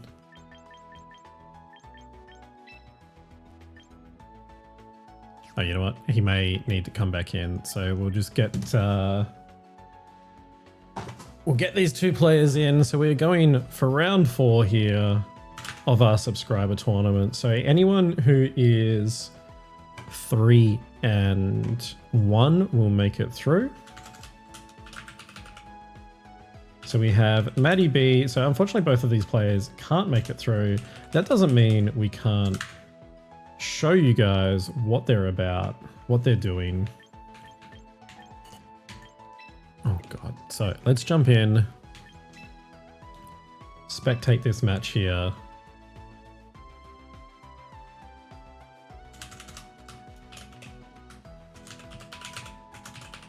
And see how these players play it out. So they're playing out for a 2-2 finish here. Very respectable. So let's quickly have a look at their teams. So Maddie B, you can see, is on Whimsicott, Garchomp, Charizard, Mousehold, Raichu Y, and a Choice Scarf Annihilate. Meanwhile, Hector is on Rain on Pelipper, Grimmsnarl, Archaludon, Raichu Y, Swampert, and Sneasler.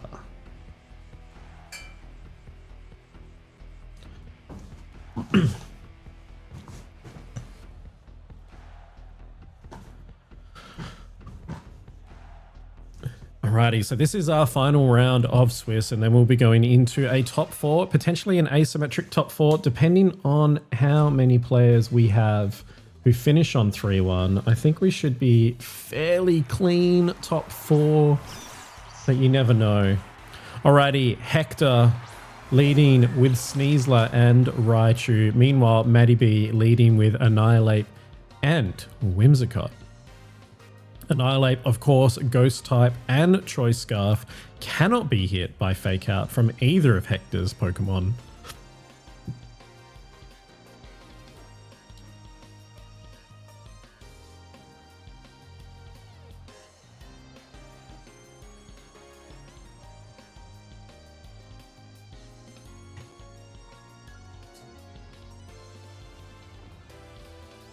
Yeah, it should be a clean top 4.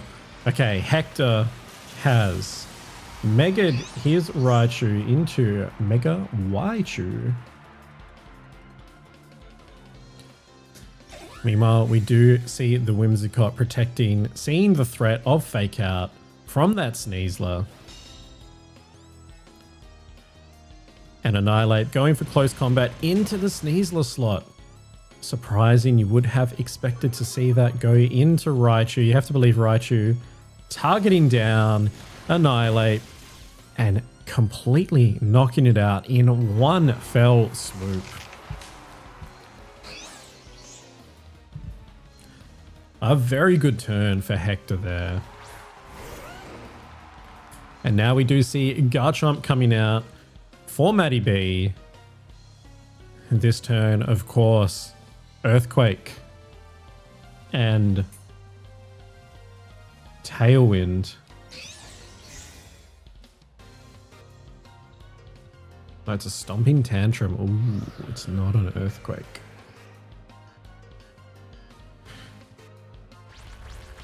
So we do see the Stomping Tantrum correctly going into the Sneasler by Maddie B, correctly identifying that Hector would see his own Raichu Y as a bigger threat to Maddie B.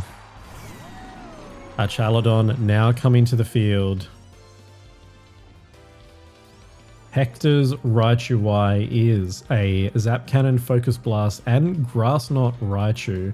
So it will be able to do some significant damage to the Garchomp here of Maddie B.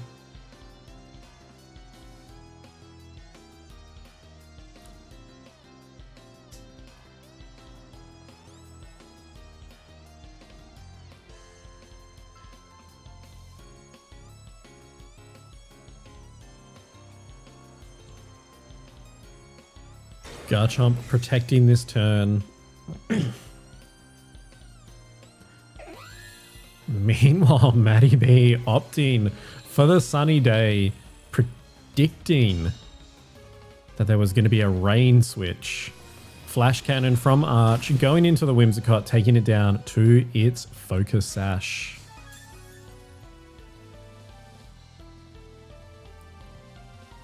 Okay, we do have a Tailwind up for 2 more turns and Sunlight for 4 more turns. The Tailwind on Maddie B's side of the field here. So it is a 3 versus 3. The HP in the benefit of Hector Steel currently. Moonblast going into the Raichu Y, hitting it for 53%, and the Garchomp Stomping Tantrum follow-up, taking out the Raichu. How has Hector decided to respond this turn? We do see the follow-up Flash Cannon in to that Whimsicott slot again. by Hector. So we are at a 2-2 Pokemon level here. You'd have to believe there is a Pelipper in the back for Hector Steel. There is, in fact, and Matty B has timed it very well. He brings out his own Charizard, which when it megas will remove the rain from the field, bringing the sun out once again.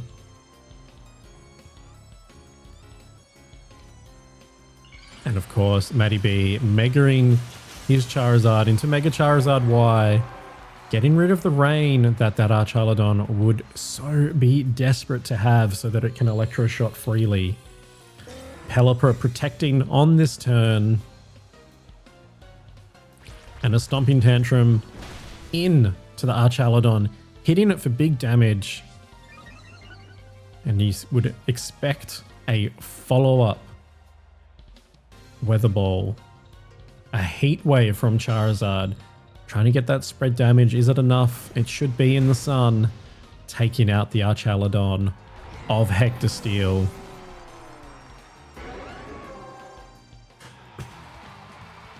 And Hector, seeing the writing on the wall there, opting not to play out the final turn there. Matty B taking an early 1-0 lead in this match.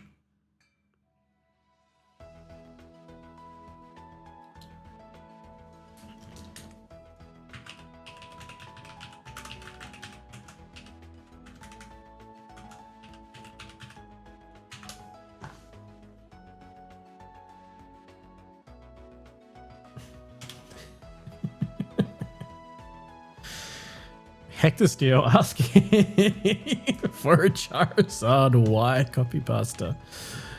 Alrighty, let's jump in. For game 2 here, how will our players adapt to try and position themselves better?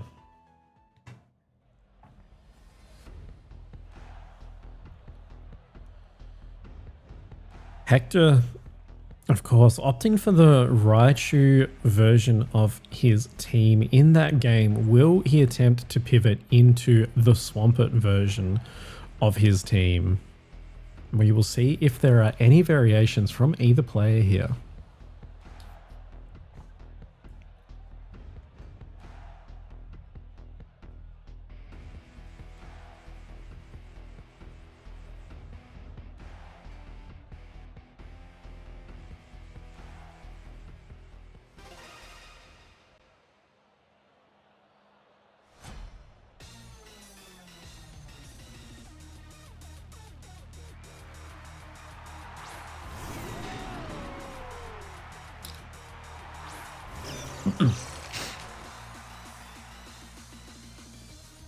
Alrighty, we do see an Annihilate Raichu lead from Matty B this time, with an Archaludon Grimmsnarl lead from Hector Steel.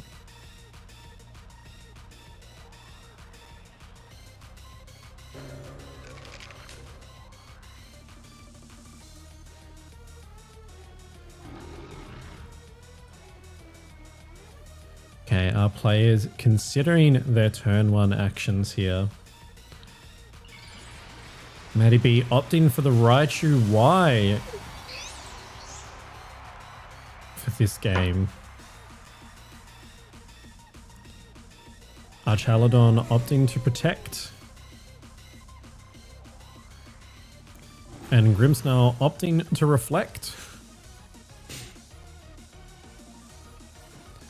And we do see a taunt from the Choice Scarf Annihilate, preventing Grimmsnarl from setting up any additional screens.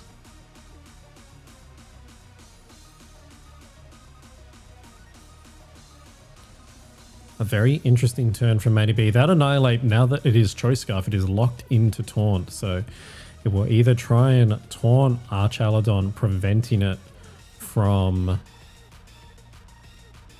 No, Annihilate retreats for Matty B into Charizard.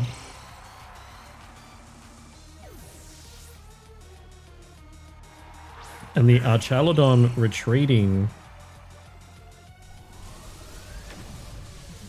into Swampert, which is taking a big focus blast to the face, taking it down. Meanwhile, a Spirit Break doing big damage to Raichu, dropping its special attack and taking it down to 33%. Interesting backline here. We're going to have a Charizard, which does not have the ability to bring out Sun due to Raichu being Mega'd.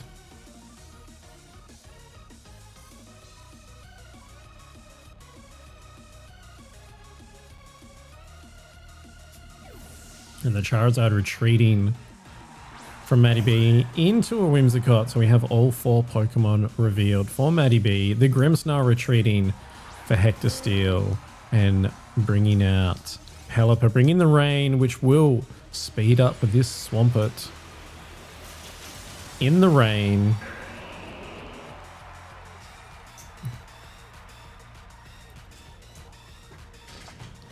And Swampert opting for the Rock Slide, taking out the Raichu Y and hitting Whimsicott for significant damage as well.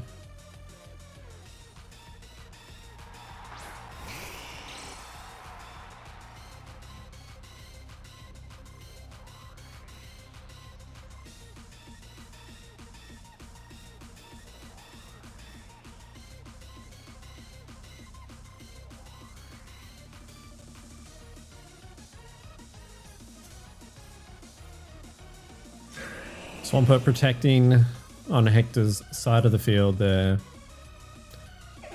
And Whimsicott opting for the sunny day. Charizard trying to target down a flamethrower.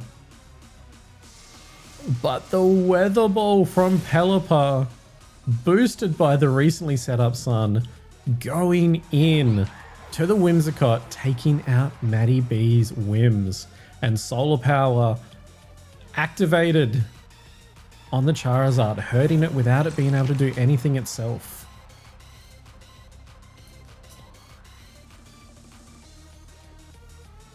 Okay, what will we see in this turn from these Pokemon? Pelipper retreating on Maddie B's side of the field for a Grimmsnarl. And the double swap from Hector into the Archaladon. Close combat, Annihilate into the Arch, not quite taking it down to 50%. Stamina activated for that Arch. Meanwhile, a big Heat Wave coming out and absolutely clobbering the Archaladon and hitting the Grimmsnarl down to 25% HP. Solar Power in full effect for this Charizard. Of course, now the big threat to Maddie B is that he's lost his Solar Power. And he's locked into close combat on Annihilate, which will be consistently dropping his own special and physical defenses.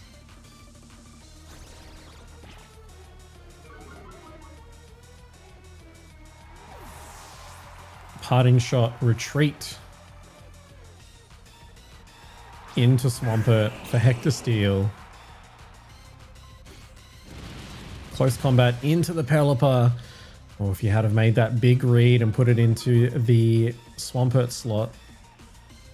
And a Flamethrower. Heavily neutered by a combination of Parting Shot and Rain. And Hurricane. Hitting down onto the Annihilate, you have to say it is all said and done for Hector here.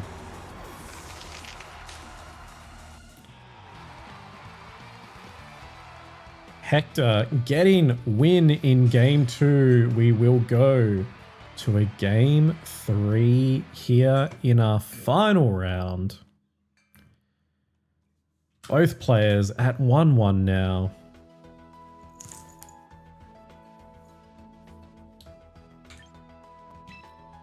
And we will jump in. We will see what adjustments they will make.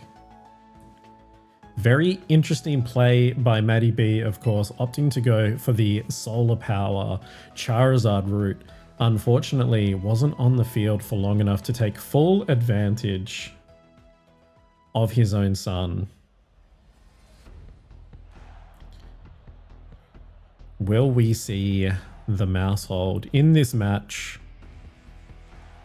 A family crowd favorite, of course. We all love to see Mousehold doing well.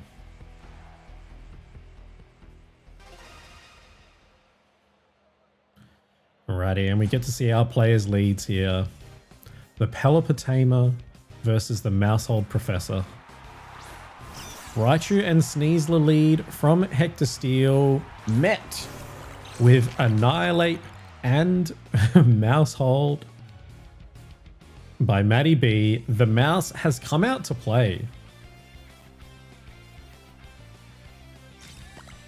Protect from the Mousehold, obviously fearing that fake out, correctly predicted by Matty B, and a coaching onto the Mousehold. And Annihilate avoiding the attack. You have to believe Hector forgot to click his... forgot to click Mega there, and now we do see Mega Raichu Y coming out on Hector Steel's side of the field. Another coaching by Annihilate into the Mousehold. It's now at +2 attack, +2 defense. A Dire Claw from Sneasler hitting the Annihilate. No secondary procs there, and a Raichu Focus Blast going into the Mousehold and taking it out. Unfortunately, that is a wide lens Mousehold, not a Focus Sash Mousehold. The turns of setup there not coming out for Annihilate, but there is the option to coaching the Garchomp here.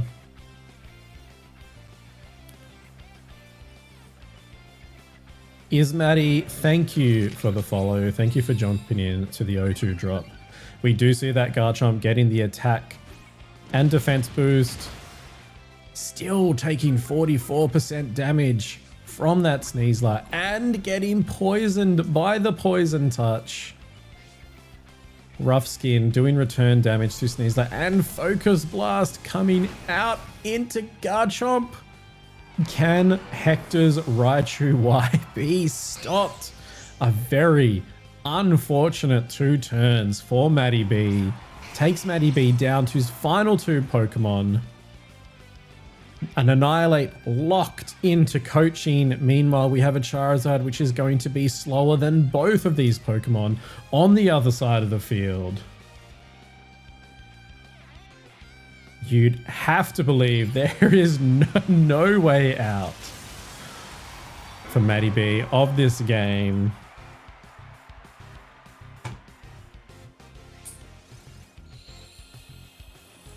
Annihilate coaching the Charizard regardless, giving it a boost to its physical defenses. Dire Claw hitting the Annihilate, paralyzing the Annihilate, and then Zap Cannon into the Charizard, giving it no chance of doing anything. Matty B just prevented from playing the game in this final game of this best of 3.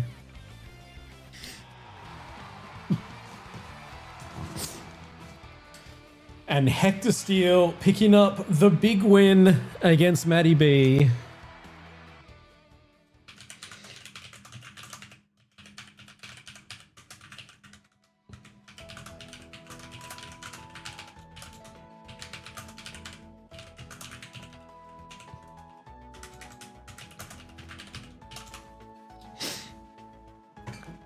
So we do see Hector Steel finishing the tournament at 2-2, and unfortunately, Mousehold not able to do anything in that match.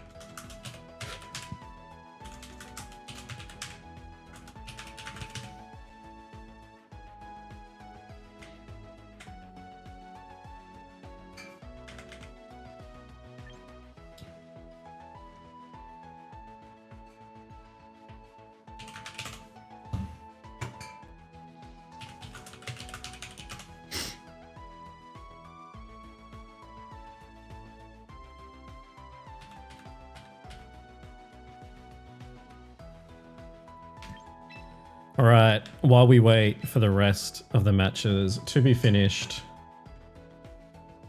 we are going to have a little fun, and I am going to verse one of these players.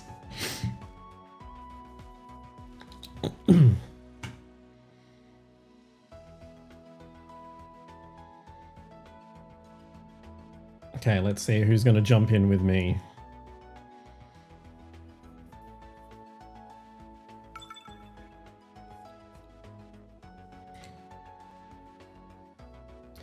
Okay, we still have 4 of the matches in this round pending, so... Alrighty, Hector is going to bring the rain against me.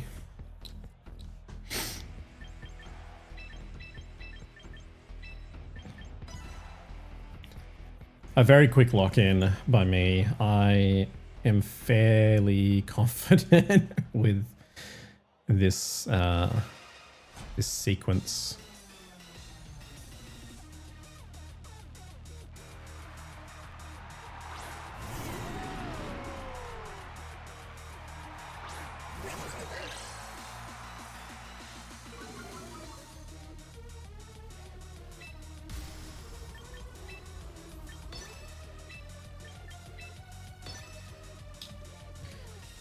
We're going to try and go slow here. And just slow it down.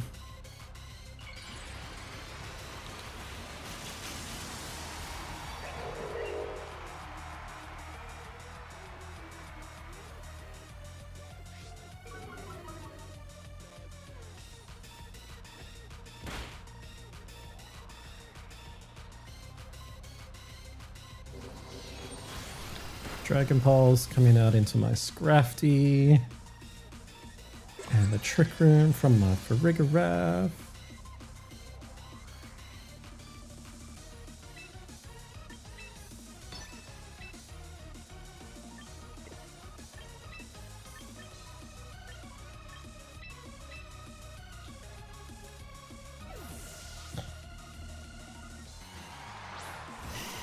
The Dragon Pulse may have cooked me, not gonna lie. Yikes!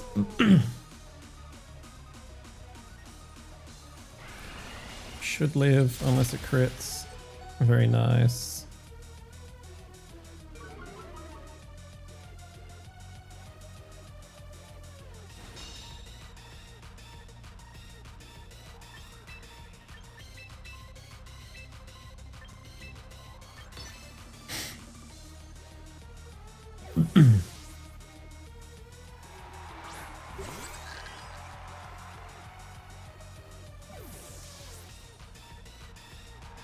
A leaper.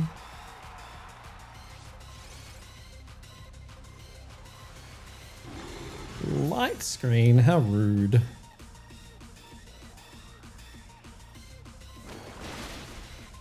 Ooh. Poison. Never punished. We do take the life orb chip though. That's okay. Yikes.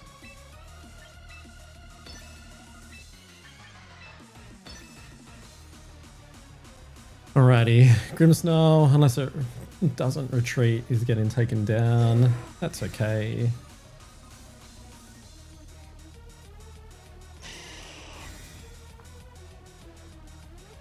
We see a... What do we see out of Grimmsnarl? Spirit Break, very nice. Grimmsnarl goes down. Down, down, down.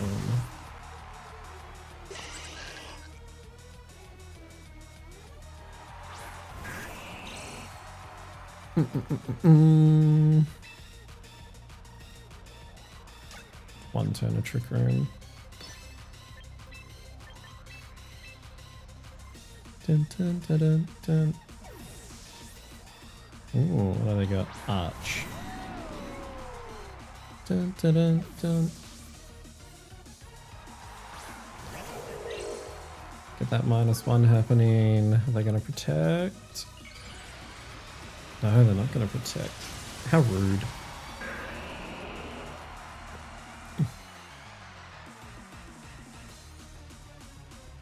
Oh, he does. He does, he does, he does.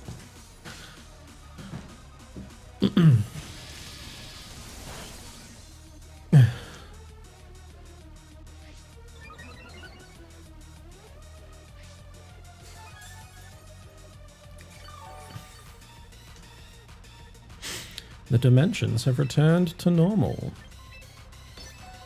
Not for very much longer. Hopefully this Scrafty gets targeted down. Very nice.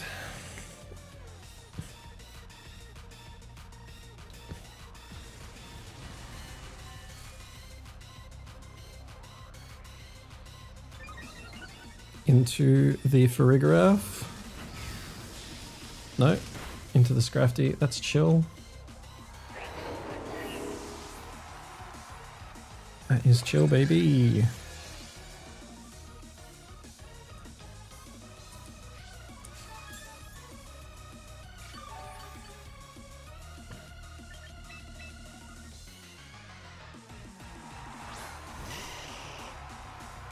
Alrighty, alrighty, alrighty.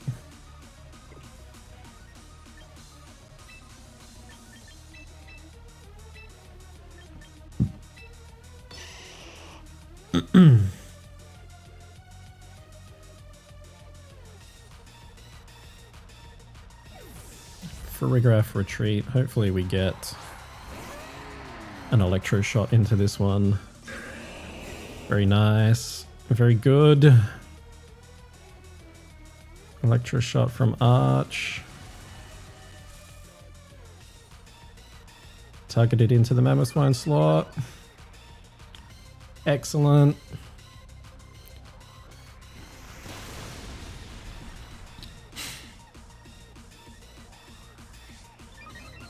Stamina boost, which isn't great, but it's okay.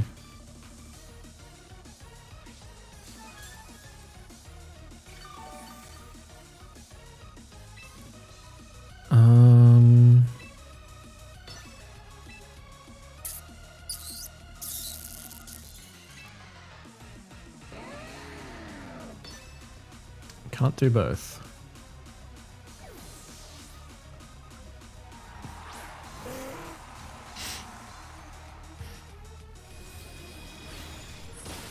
Flash cannon, very big damage.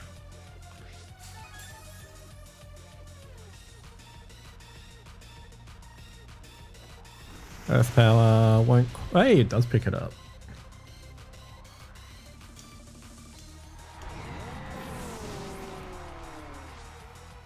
Life orb chip. That's fine. High horsepower doesn't affect.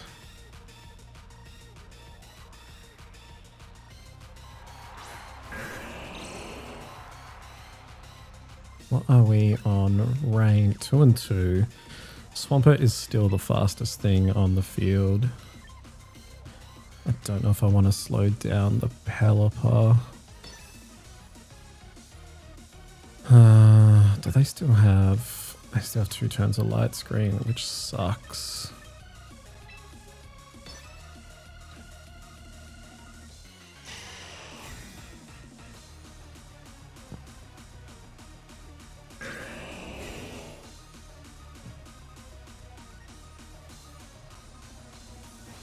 Nice. Nice, nice, nice. Not quite enough.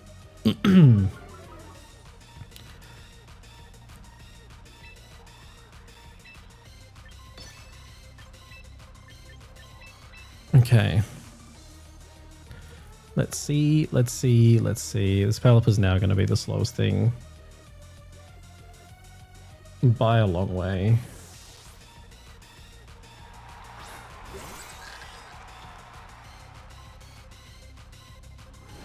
Good switch.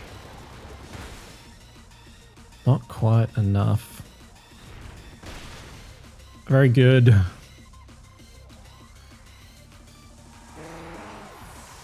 And now Swampert should lose the rain.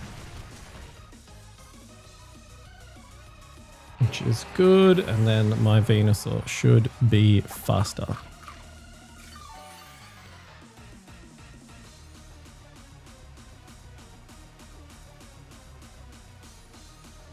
You know, I don't often manage to get 2 trick rooms with this team, so I'm kind of impressed.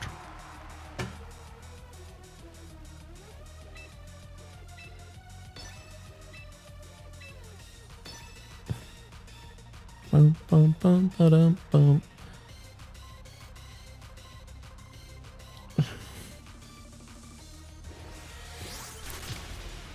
Hey, good games, Hector.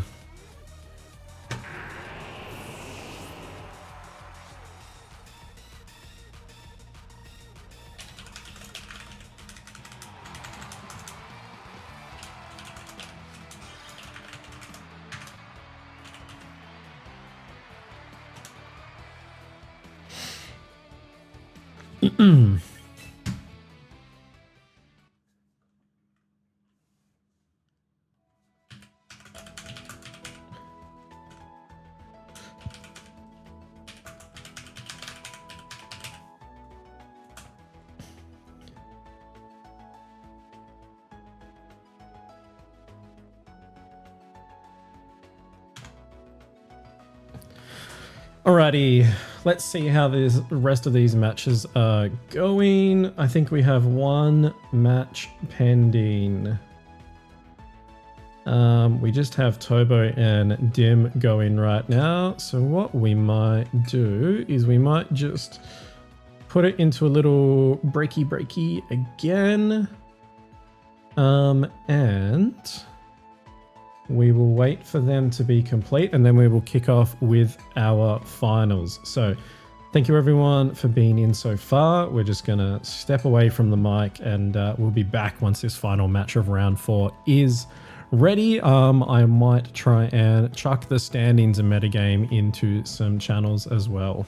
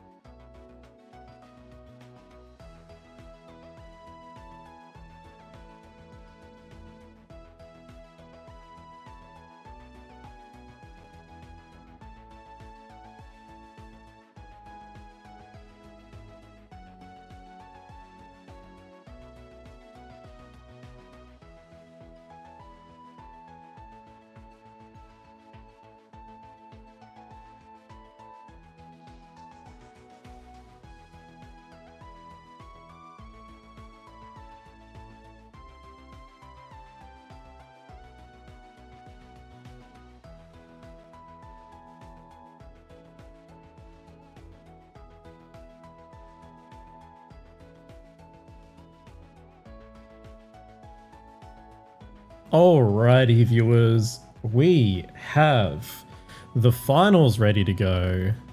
We are about to jump into semi-finals. We have a match for you. We have the 4-0 Genesis versus the 3-1 Tobo. We're going to get everyone set up into the room, and then we are going to kick off. I will get this all set up, and then we will check out the teams of these two players.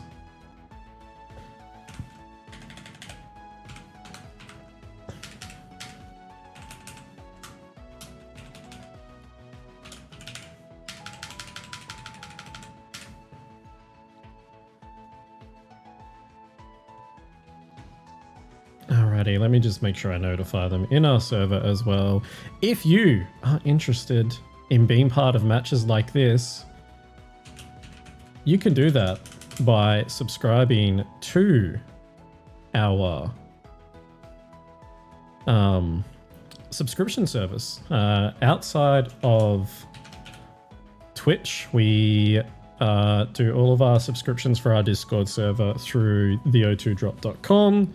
Redirect you to our Buzzsprout page, where you'll get access to all of the additional content we do every single week. There's nearly 200 hours of additional content on top of our usual podcast, as well as you'll gain access to the ability to take part in these sorts of events.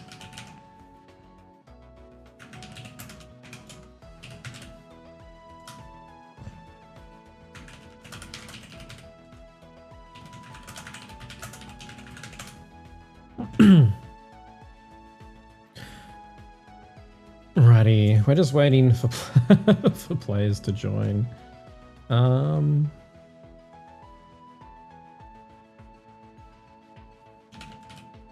Okay.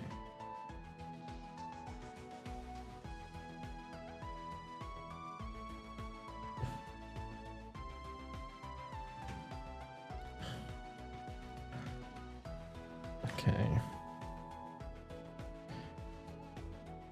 Okay, Tobo is apparently having problems with his car. Interesting.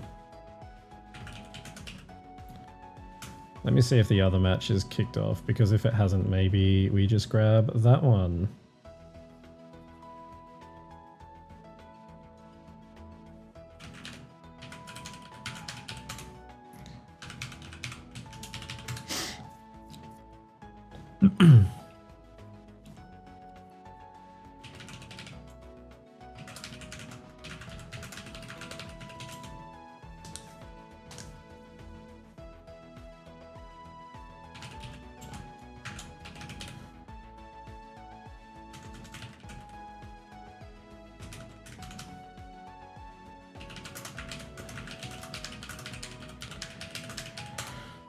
All right, let's see who gets in first. Okay, we might be jumping in to the other match then.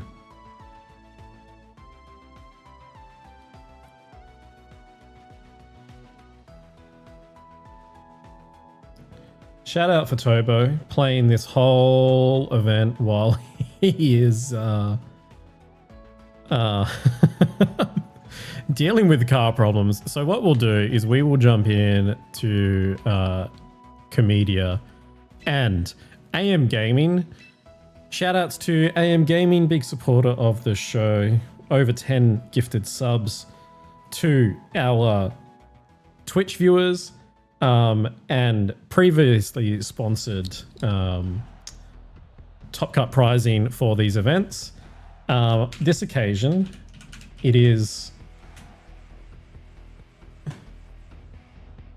This one is sponsored by Profit.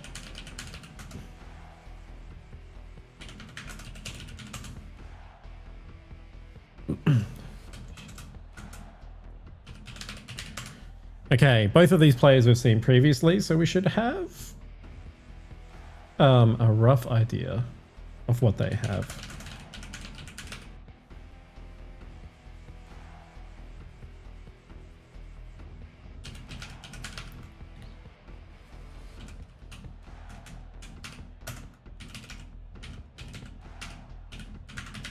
Is that right? I think it's the right one.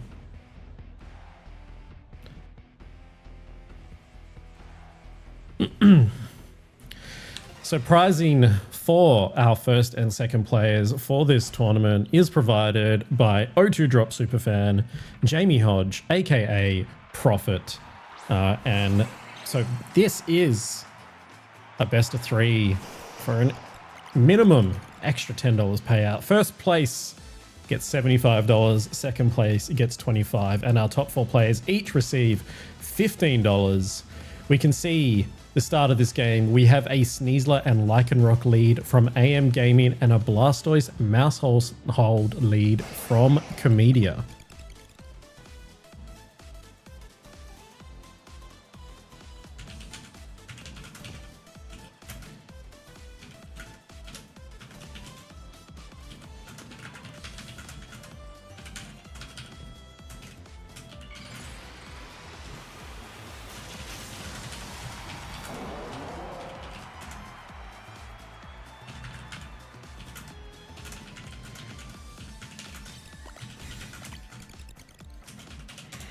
A Protect from the Mousehold, a Protect from the Blastoise, effectively negating this turn 1 by Comedia.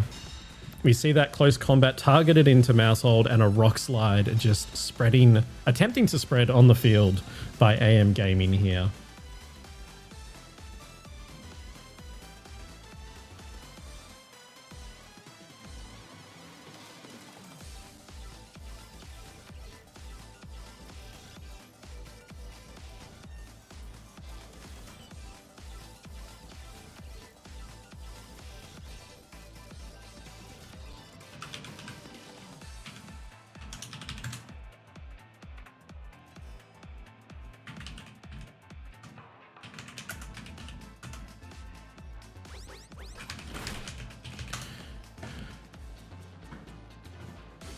Okay, close combat from Sneasler, targeting down that Mousehold, bringing it down to its Focus Sash.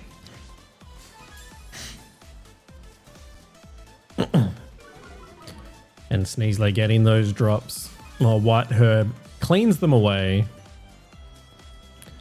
And Lycanroc opting for the close combat into the Blastoise as well, taking it down to 58%.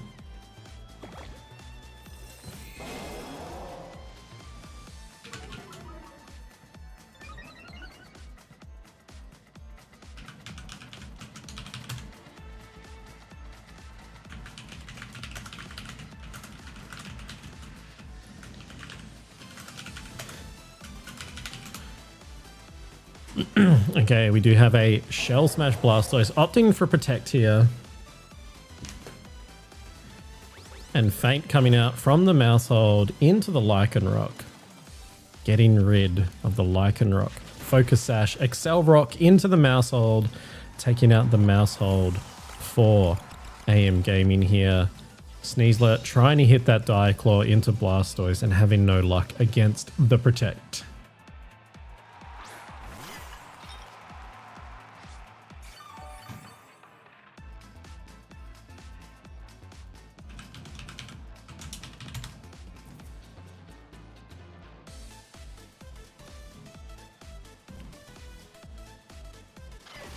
Isaac, if you're listening, I've sent you the code in about 3 different places now. All right. Water Spout from Blastoise at around about half power, taking out both the Sneasler and the Lycanroc here.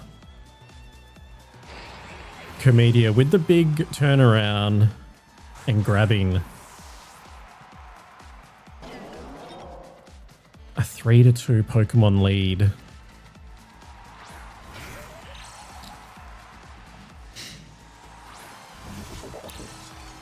In the back for AM Gaming, we see a Scovillain and a King Gambit.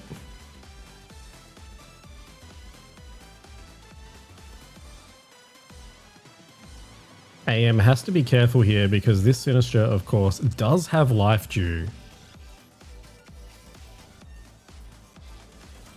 A big threat.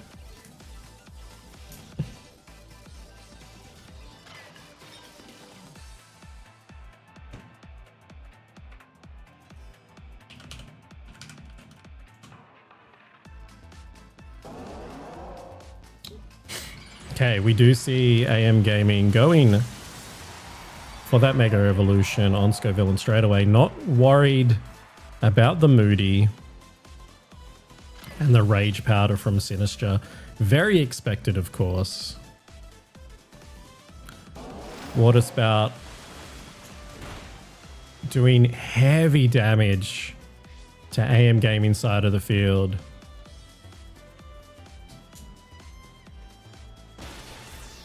Giga Drain from Scovillain taking down Blastoise here. Of course, Grass Pokemon cannot be redirected by powder moves. For anyone who doesn't know, if you're new here. And the King Gambit getting off a very greedy Swords Dance, but if Rage Powder is used by Sinister again, that Swords Dance is going to be for naught, unfortunately.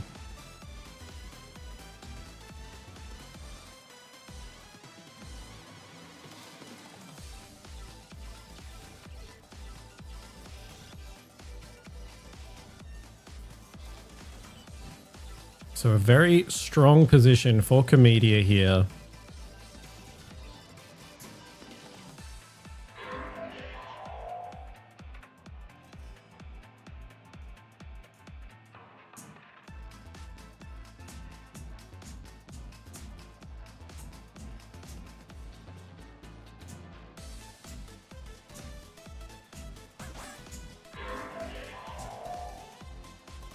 Kingambit protecting on AM Gaming side of the field. And close combat going into the Scovillain and getting the knockout there.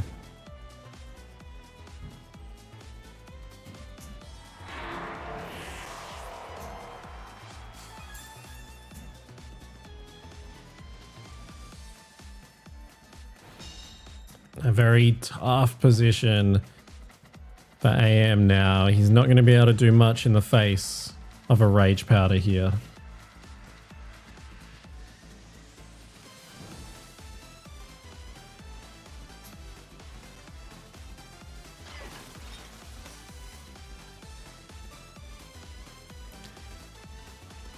And as expected, Rage Powder from Sinister negating any potential for Sucker Punch on Kingambit, but Sneasler, of course, cleaning up, hitting it for that extremely effective damage with close combat in to the Kingambit, taking out AM Gaming's final Pokemon and Comedia taking an early 1-0 lead in this semi-final.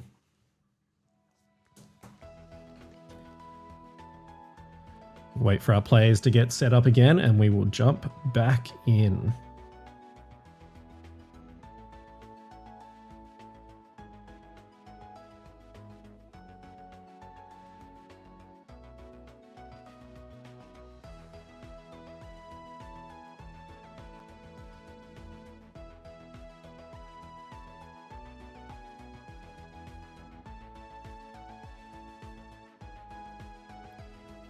Alrighty, let's jump back in to Comedia and AM Gaming. To game 2 of this semi-final.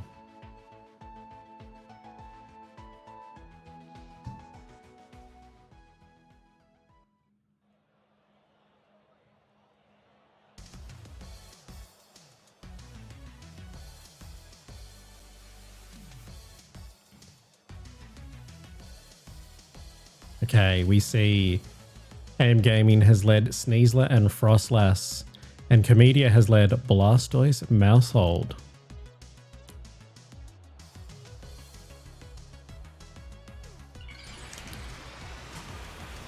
Frostlass Megarine straight away for AM Gaming. Most likely looking to set up Aurora Veil, as we've seen in previous games from AM. And Comedia's Blastoise also opting to Mega. Turn 1. Mousehold from Comedia protecting here. Weary of fake outs, but Blastoise also protecting. A neutral turn for Comedia.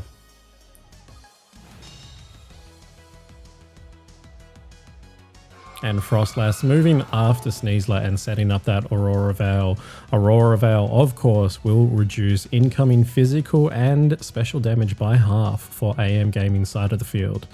Only for remaining 4 turns with 4 turns of snow.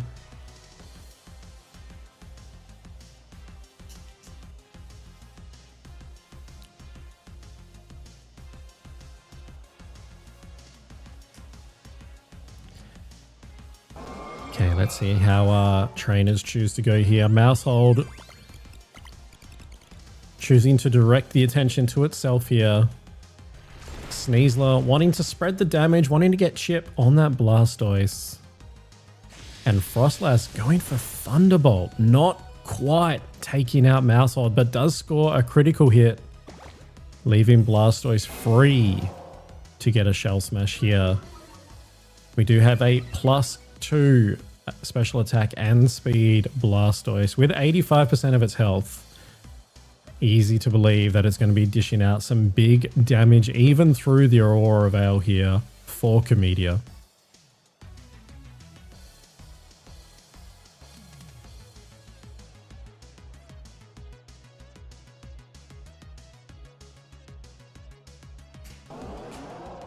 Okay, AM Gaming opting to retreat into a Basculegion here. Mousehold requesting that Frostlass follow it once again. And Blastoise opting for a big Dark Pulse into Frostlass, taking it out. And Comedia jumping to a 2-1 Pokemon lead here. Sneasler returning to the field. 2 turns of Aurora Veil remaining for AM Gaming.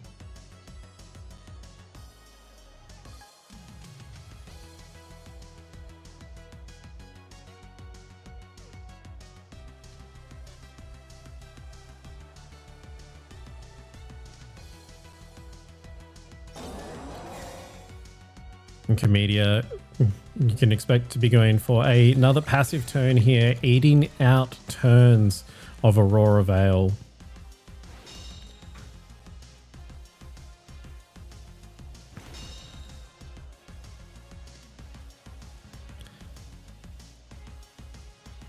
Okay, 1 turn of Aurora Veil left for AM Gaming here. Meanwhile, Comedia still has all 4 Pokemon remaining. AM Gaming, of course, has lost his Mega. Mousehold demanding attention once again.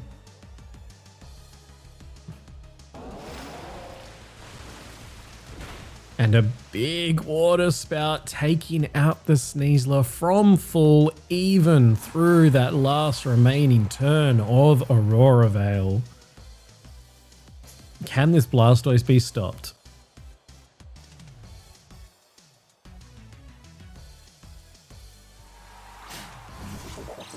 And the final Pokemon for AM Gaming is King Gambit.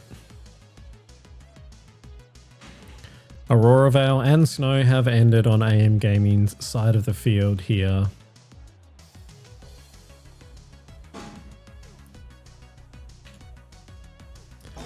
Blastoise opting for Protect. Meanwhile, Basculegion finally gets rid of the Mousehold, which has been causing so much stress for AM Gaming here. And we do see the Sinister for Comedia, returning that Blastoise to full HP, taking that power of Water Spout back to 150 with a +2 special attack, +2 speed. It is hard to see the path to... Oh my goodness. Again. At the pivotal moment, my Switch disconnects. Australian internet chat. All right, let's jump back in.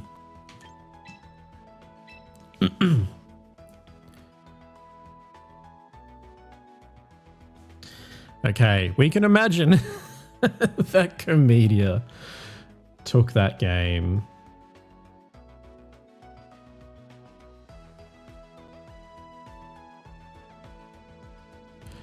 Alrighty.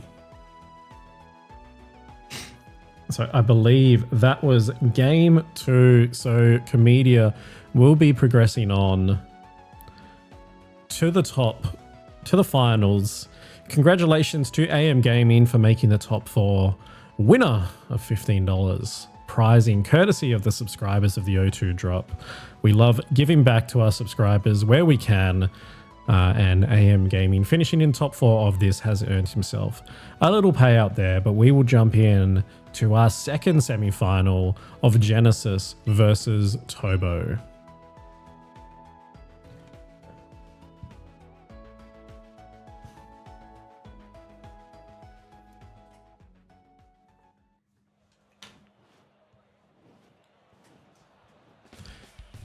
Okay, we joined this game early, it would appear. We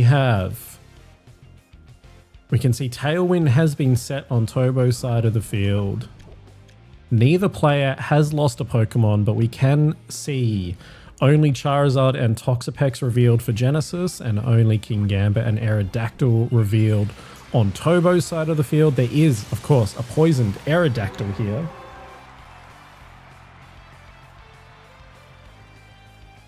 Genesis taking this time to Mega his Charizard and eats a big rock slide from Tobo's Mega Aerodactyl.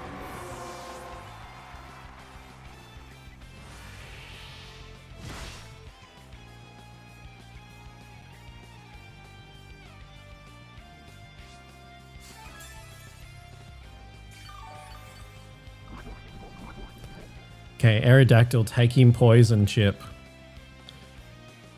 From what we assume would have been a Toxic early in the games. And thank you, chat. We have joined in game 2 here.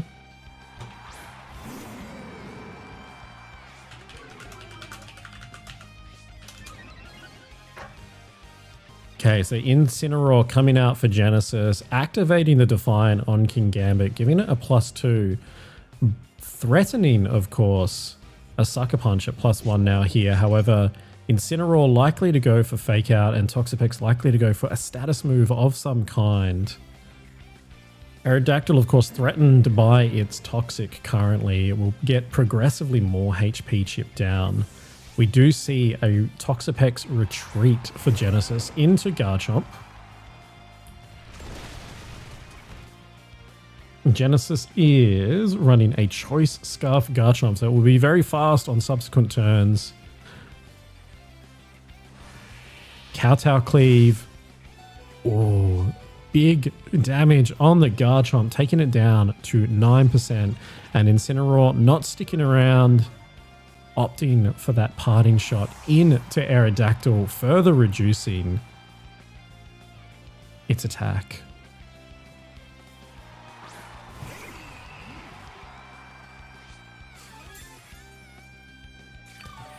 Toxapex returning to the field at nearly full HP thanks to its Regenerator ability. Still one turn of Tailwind here for Tobo. We have a Choice Scarf Garchomp, so it's not going to be faster than the Aerodactyl, but likely to be faster than the Kingambit. Aerodactyl heavily reduced in attack, down to -2. Kingambit at +1 thanks to its Defiant ability. Tobo taking this opportunity to retreat Kingambit and reveal a Sylveon in the back.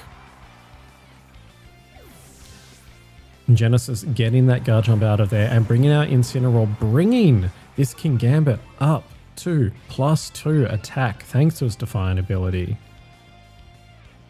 The Sucker Punch bait from Kingambit unfortunately failing for him, and an Infestation into Sylveon will lock Sylveon in to this position on the field for the next few turns, and will take progressive chip damage as well. Toxapex nearly up to full there. Tailwind gone for Tobo now.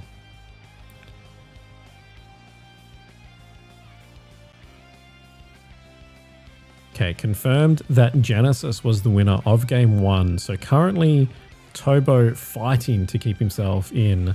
Wide guard from Toxapex. wanting to avoid anything but Sylveon going for the Hyper Beam into Genesis's Incineroar and taking it out cleanly. You would expect a Kowtow Cleave now coming into Toxapex at +2. Big damage, taking it down to 31%.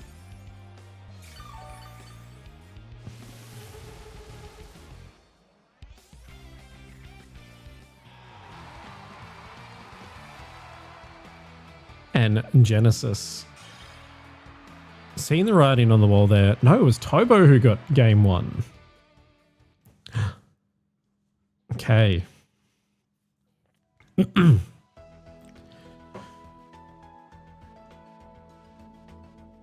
So reporting appears to be that we move into the finals, and the finals are Tobo versus Comedia. Congratulations to Genesis. Top 4 finisher.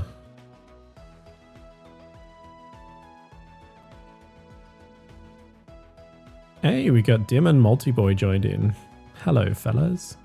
All right, so we'll get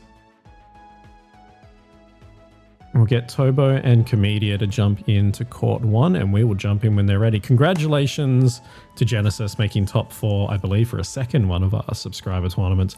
Winner of $15. Now we move in to the finals, and we have Tobo versus Comedia.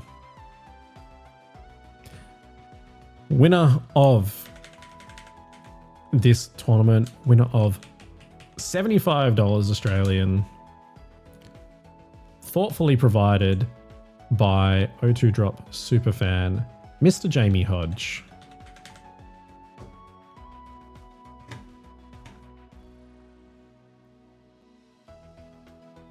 Let's have a quick look at these teams while everyone's getting sorted.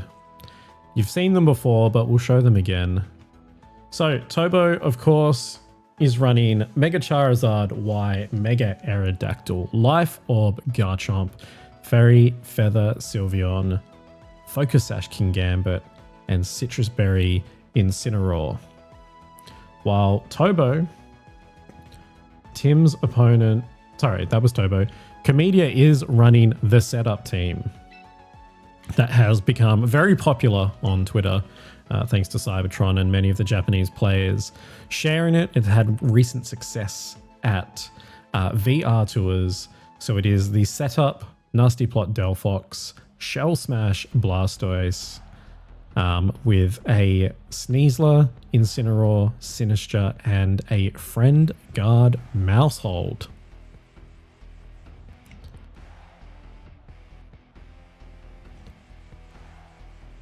So we have Comedia on the left and Tobo on the right.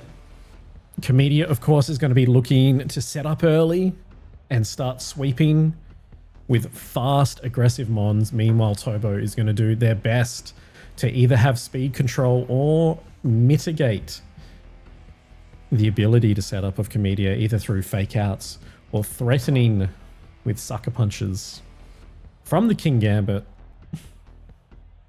Let's see which of our players here will be the victor of our O2 Drop July subscriber tournament. Reminder, of course, that prizing for this final match provided by Mr. Jamie Hodge.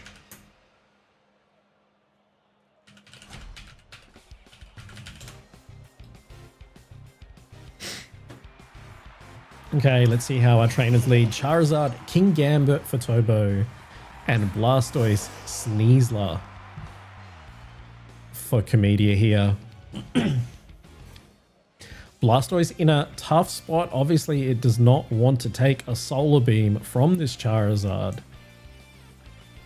It also really doesn't want to be hit by Kowtow or anything to that effect either. So we'll see how our trainers try and angle themselves. Tobo will be looking to either get rid of this Blastoise or just prevent Blastoise from setting up at all.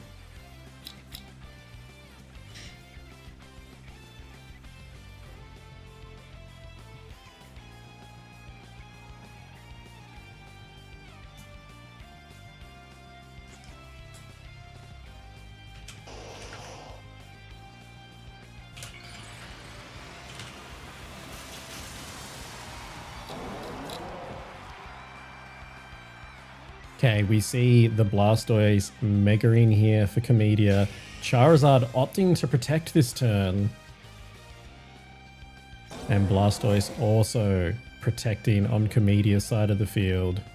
Fake out from Sneasler was targeted down into the Charizard. And Kowtow Cleave targeted into Comedia's Blastoise. A completely neutral turn.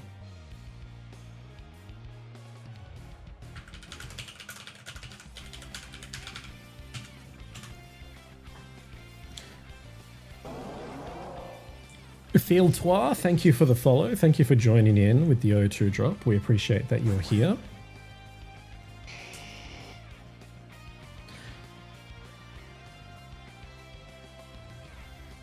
So Sneasler currently, most likely, the fastest thing on the field, threatening Kingambit.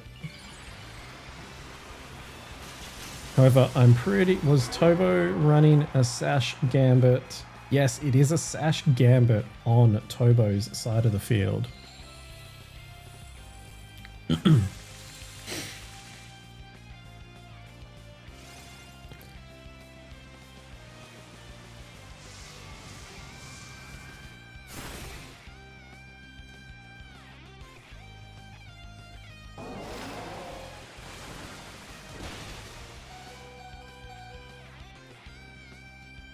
Comedia with the huge play there. Rain Dance on the Sneasler, something that I did not point out at all. Changing the weather on the Mega Turn of the Charizard Y and taking Kingambit down to its Sash and completely eliminating Charizard.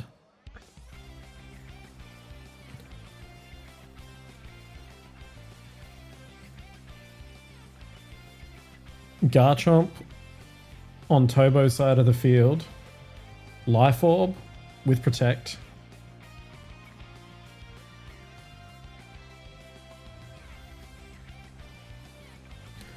Let's see how our trainers angle here. Kingambit obviously threatening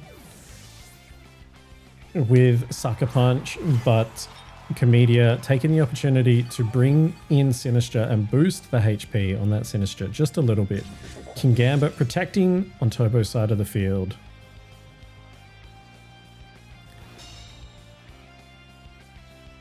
Meanwhile, we expect the Earthquake to come in and eliminate this Sinistcha from Comedia's side of the field. Pokemon going down to 3-3 here.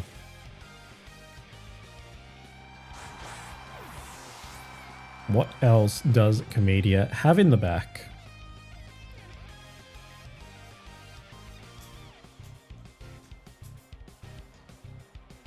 I have to believe it's either Mousehold. Nope, Blastoise comes back out. Unfazed, of course, we saw last time. Sinistcha, of course, with Rage Powder eliminating the threat of Sucker Punch.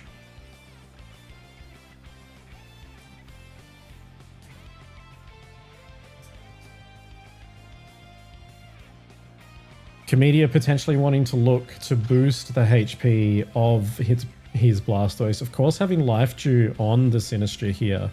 We may be looking at a Life Dew Protect turn. And a Protect from Blastoise does come out from Comedia. Kingambit opting to Protect again for the second turn in a row. And Earthquake going out from Garchomp.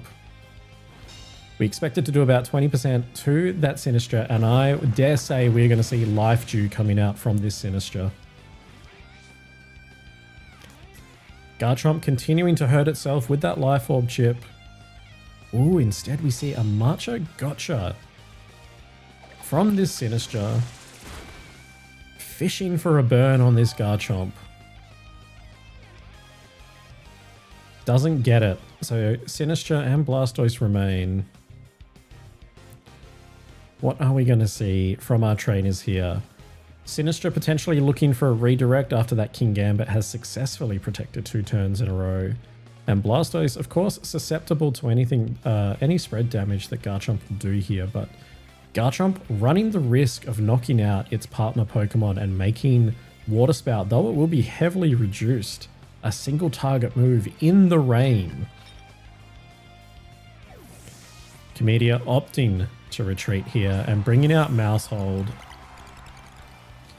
King Gambit finally saying it's had enough, and we will see the final revealed Pokemon for Turbo is in fact an Incineroar, dropping the attack of Mousehold, which doesn't matter as this Mousehold is almost purely a defensive Mousehold.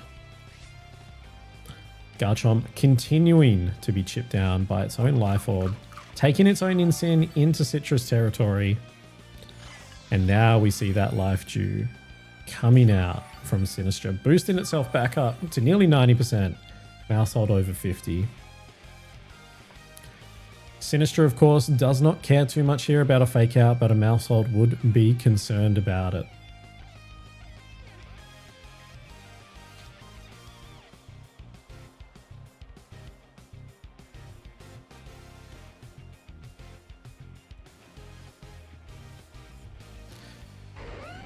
Garchomp on Turbo's side does also have access to Stomping Tantrum, so he does not have to continue to whittle down his his paired Pokemon to Garchomp. We can see a more direct one Pokemon attack here. However, obviously the threat of Rage Powder is still quite great, but opting for that Dragon Claw into the Sinistra slot, chipping itself again down, and Sinistra being faster than the Incineroar, Machagotrin and cleaning up the Garchomp on Turbo's side of the field.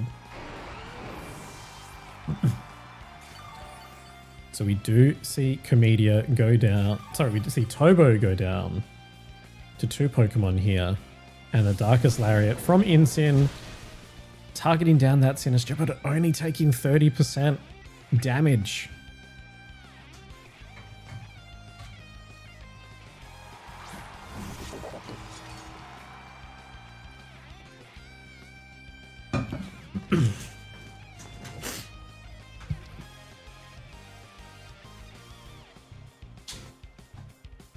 Okay, all Pokemon on the field heavily reduced in health here. Mousehold opting for the priority feint to take out this King Gambit. And Life Dew from Sinistra healing its friends once again. Darkest Lariat from Incineroar doing far more damage on that turn. And we do see Turbo give the first victory, the first game victory to Comedia here. Comedia taking a 1-game lead in our finals of this July subscriber tournament.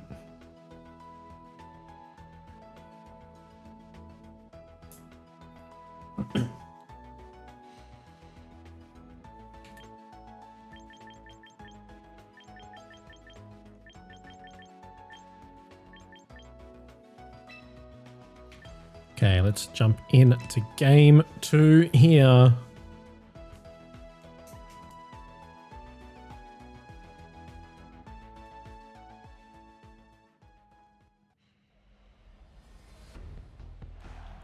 Okay, what sort of amendments will our players make here? You'd have to believe Comedia potentially looking to run it back with Blastoise.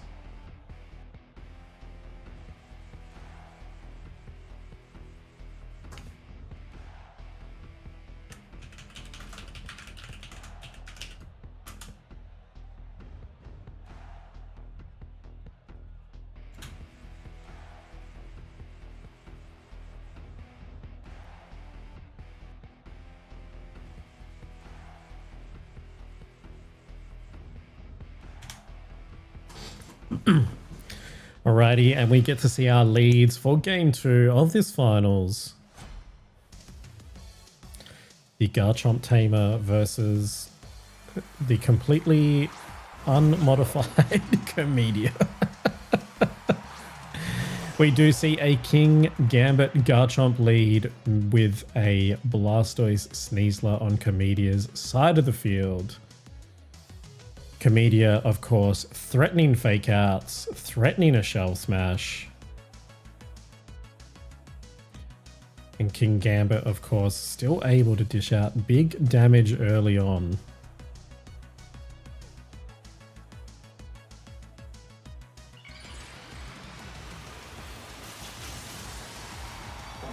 Blastoise Megarine on Comedia's side of the field. Met with a fake out into the Garchomp by Sneasler. The fake out doing the same amount of damage as the Rough Skin does. And Blastoise just saying, here we go. Water Spout straight away, taking King Gambit down to 30%. And a Kowtow Cleave into Blastoise, taking it down to 50% of its HP.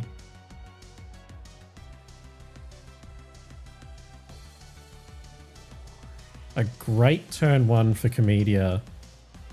You would have to believe even if it gets Sucker Punch now, a Water Spout would still clean up the remaining Pokemon on the field. It is, of course, though, will move slower than Garchomp. So Comedia potentially looking down to target down this Garchomp while cleaning up the King Gambit.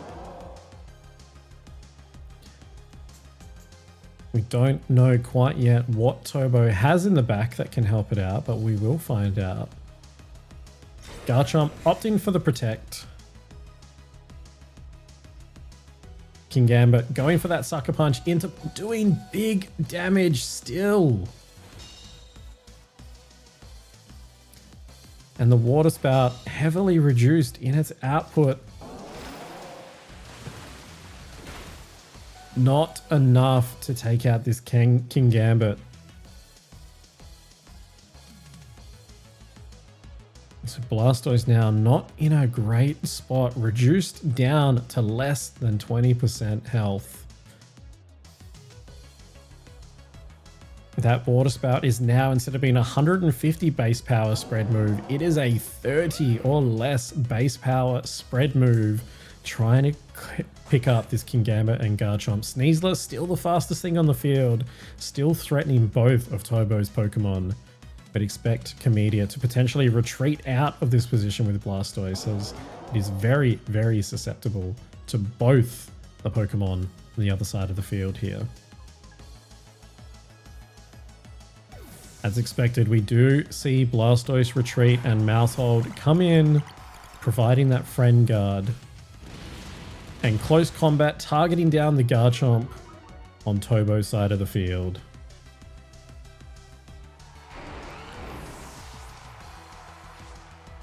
White Herb from Comedia, getting rid of those drops that would have suffered. And now an Iron Head going into Sneasler and taking it down to 33% of its health.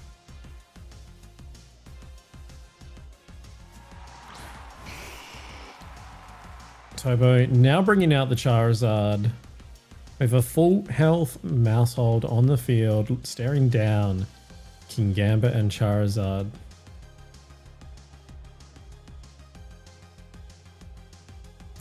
Will the mind games of Rain Dance play out again here?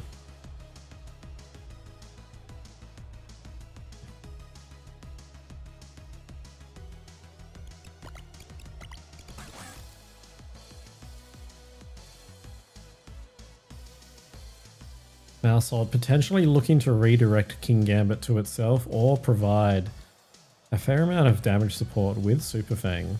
The King Gambit does retreat from Turbo into the Incineroar, reducing Sneasler's attack down to -1. The close combat targeting down that slot and still taking Incineroar down to just above 50% health. Meanwhile, we do see the Super Fang targeting down the Charizard, and Heat Wave, you would expect, picks up the Sneasler, and a critical hit on the Mousehold, only going down to 50%.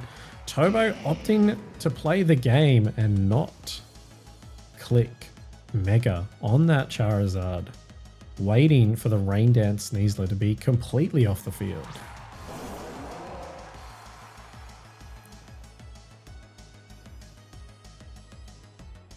Blastoise comes back in at 17% health, Mousehold at 46. Again, you might expect a Protect on the Blastoise and a retreat into a potentially unrevealed Sinistra here. A tough position for Comedia to be in. Tobo threatening with a Fake Out into both slots. And Charizard primed to Mega Evolve and move faster than both of these Pokemon and just spread damage with a fire boosted Heat Wave.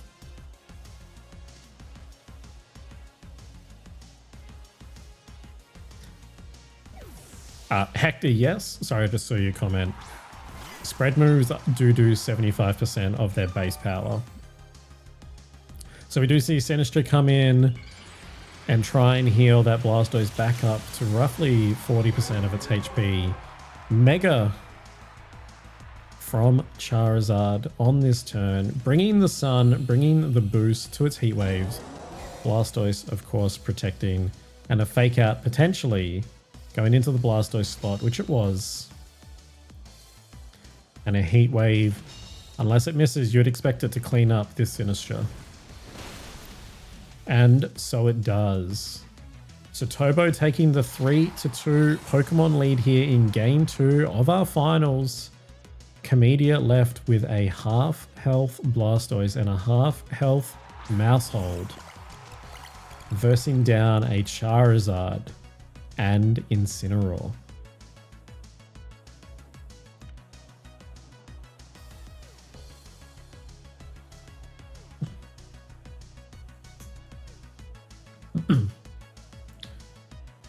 Hard to see the pathway out for Comedia here. Tobo effectively can just start parting shot, heat waving, and just generally being a menace. You would expect potentially even a Heat Wave to maybe pick up Blastoise from this range. Of course, a Mousehold with Follow Me would be preventing Tobo from clicking Solar Beam, but here we go. Let's see what they lock into. And the Charizard did opt to go for the Solar Beam on this turn. Comedia potentially buying himself a turn. Oh, opting for the Dark Pulse. Not quite enough to pick up the Charizard and the Flare Blitz from Incineroar, taking Blastoise down to 8% health, the recoil activating its own Citrus. And you would have to believe now Comedia will top left, minus button my friend, and start thinking about his pathway to success in Game 3.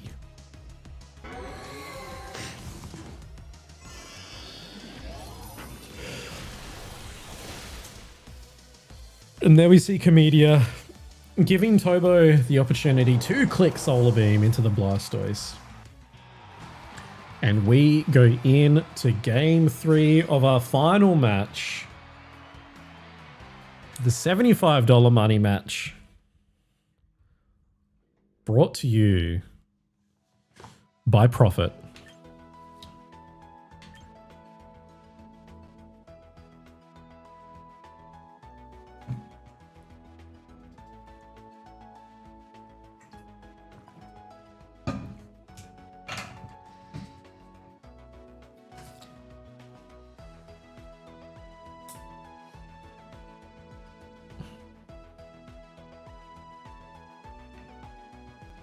Comedia just taking a moment here, preparing for battle.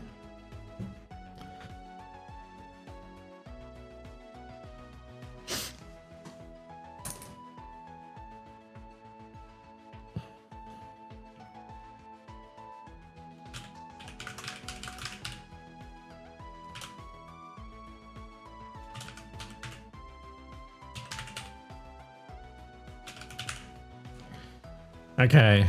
Let's add a little prediction into this as we jump in to the final match of our tournament. Game 3 of the finals, Comedia versus Tobo.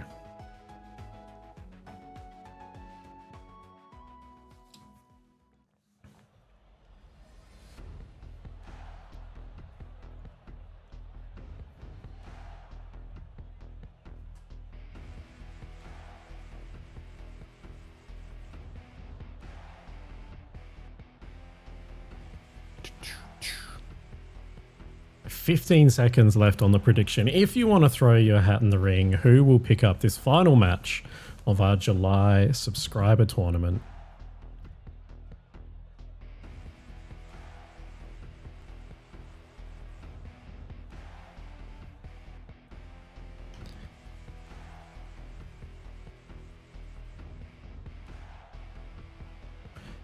Alrighty, our players taking their time to lock in their final selections for game 3. What will Comedia opt for? Is Blastoise to play, or will we see some Delphox action in this finals?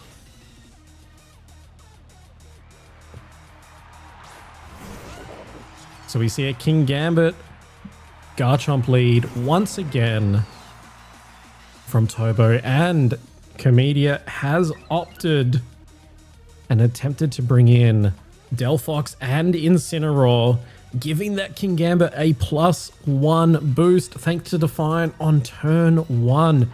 King Gambit threatening a big Kowtow cleave into Delphox. Of course, Tobo's Garchomp doesn't carry any moves other than Dragon Claw, which can hit a Mega Delphox.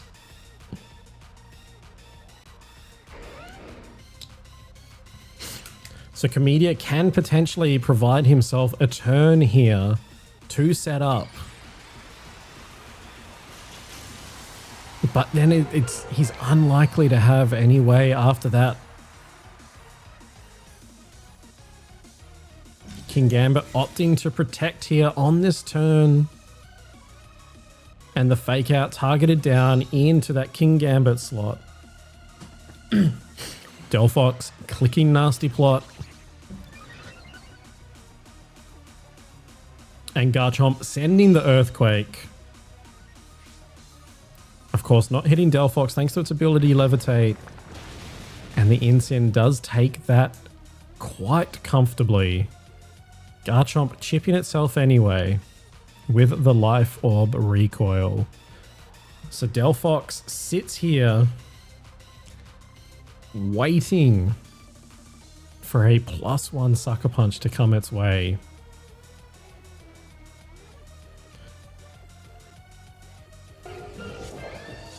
So person McSomeone, the set on this Garchomp is Life Orb, Dragon Claw, Earthquake, and Stomping Tantrum. Will Comedia be brave here? No, we're clicking Protect. And let's see what Tobo opted for. Dragon Claw into Incineroar. Again, Garchomp chipping itself down. Incineroar is going to recover back to nearly 50% health. And the Kowtow was targeted down into the Incineroar anyway. A potentially missed opportunity by Comedia, but a very big read by Tobo to know that the threat against Comedia's Delphox was too large for Comedia to sit there and take. So Mousehold onto the field thanks to that pivot from the Incineroar. Mousehold, of course, able to redirect any attacks from King Gambit onto itself, providing an opportunity for this Delphox here to do some big damage this turn.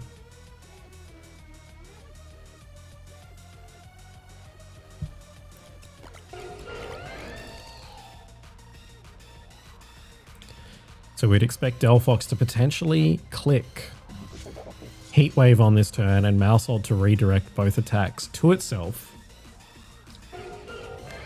Tobo potentially expecting that play. We'd expect to see Protect, no, withdrawal of the Garchomp into Incineroar. Threatening the Fake Out on the next turn, of course. Mousehold opting to Faint. Getting rid of that Sash from King Gambit. And we do see the Heat Wave from Delphox hit both of its targets and take out the King Gambit. King Gambit going down to the Faint Heat Wave combination. And Incin taken down to nearly 50% of its HP.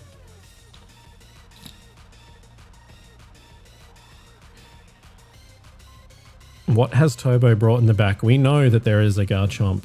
Has Turbo bought Aerodactyl, or have they bought Charizard Y? Garchomp is sent out again.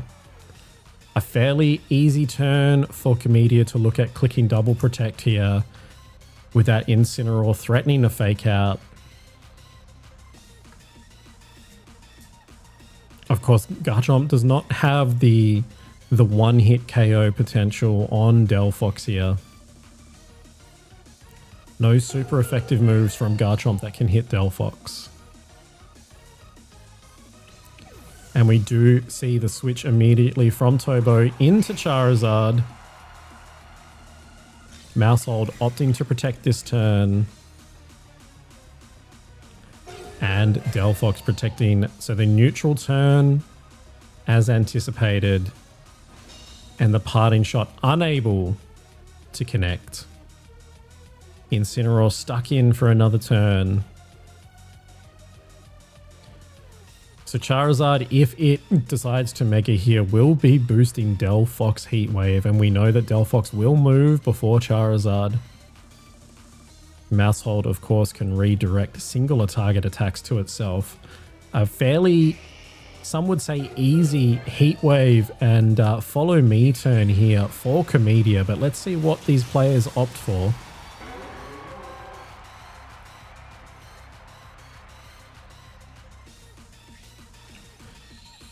Mega Charizard Y, of course, turning on the heat. The Follow Me coming out of Maushold. And the Psyshock, single target into Charizard, taking the Charizard out of the battle. Parting shot from Incineroar into Maushold, of course, not of any concerns to Comedia. Maushold not using its attack stat, only using Chip from Feint to crack sashes, and Super Fang doing half remaining HP damage to the players regardless. Incineroar coming back in. Comedia, of course, has a very simple play where he can just click protect on Delphox and Maushold, negating the threat of Fake Out. And then the following turn, click Psyshock into Garchomp.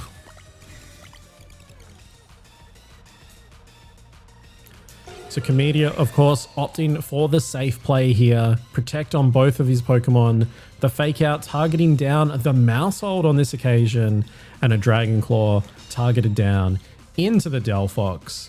This now freeing up the faster moving Delphox to hit either one of Turbo's Pokemon here, and Maushold again able to redirect single target moves to itself.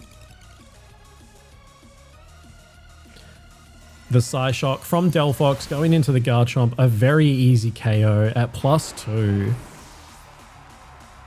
And then Incineroar attempting to hit the Delphox with its dark move, but of course it being redirected, and now we are likely to see a forfeit, or B, and there it is. Congratulations to Comedia, winner of the O2 Drop subscriber tournament for July. Prizing, of course, provided by Jamie Hodge, aka Prophet Black, superfan of the O2 Drop. Tobo, finalist, second place, winner of $25, provided again by Prophet Black. And to our top 4 getters, AM Gaming and Genesis, winners of $15 each. Thanks to the subscribers of the O2 Drop. If you have been in here for the whole time that we've been streaming this morning, this afternoon, this evening, wherever you are on the globe, thank you so much for tuning in. If you would like to be part of this, please do consider checking out our subscription page.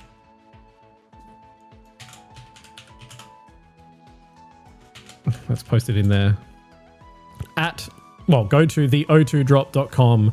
You'll be redirected to our Buzzsprout page, where for as little as $3 American per month, you will gain access to our Discord, where you can take part in tournaments such as this one. You gain access to additional content that we record every week. For those who don't know, the O2 Drop VGC is a podcast. We record weekly episodes everywhere that you listen to podcasts.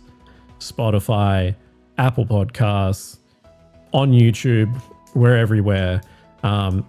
Do consider checking it out. Thank you for everyone who was in here today. I appreciate everyone taking part in the tournament. And I will contact the winners in the Discord to distribute your prizing. Once again, thank you so much to everyone tuning in.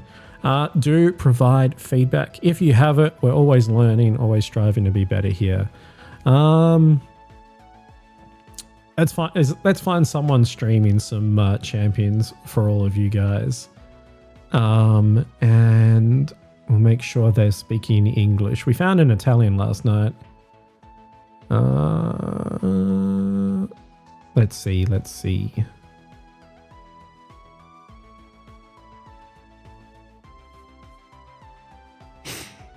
Okay, we are gonna jump over to this Canadian streamer. Why not?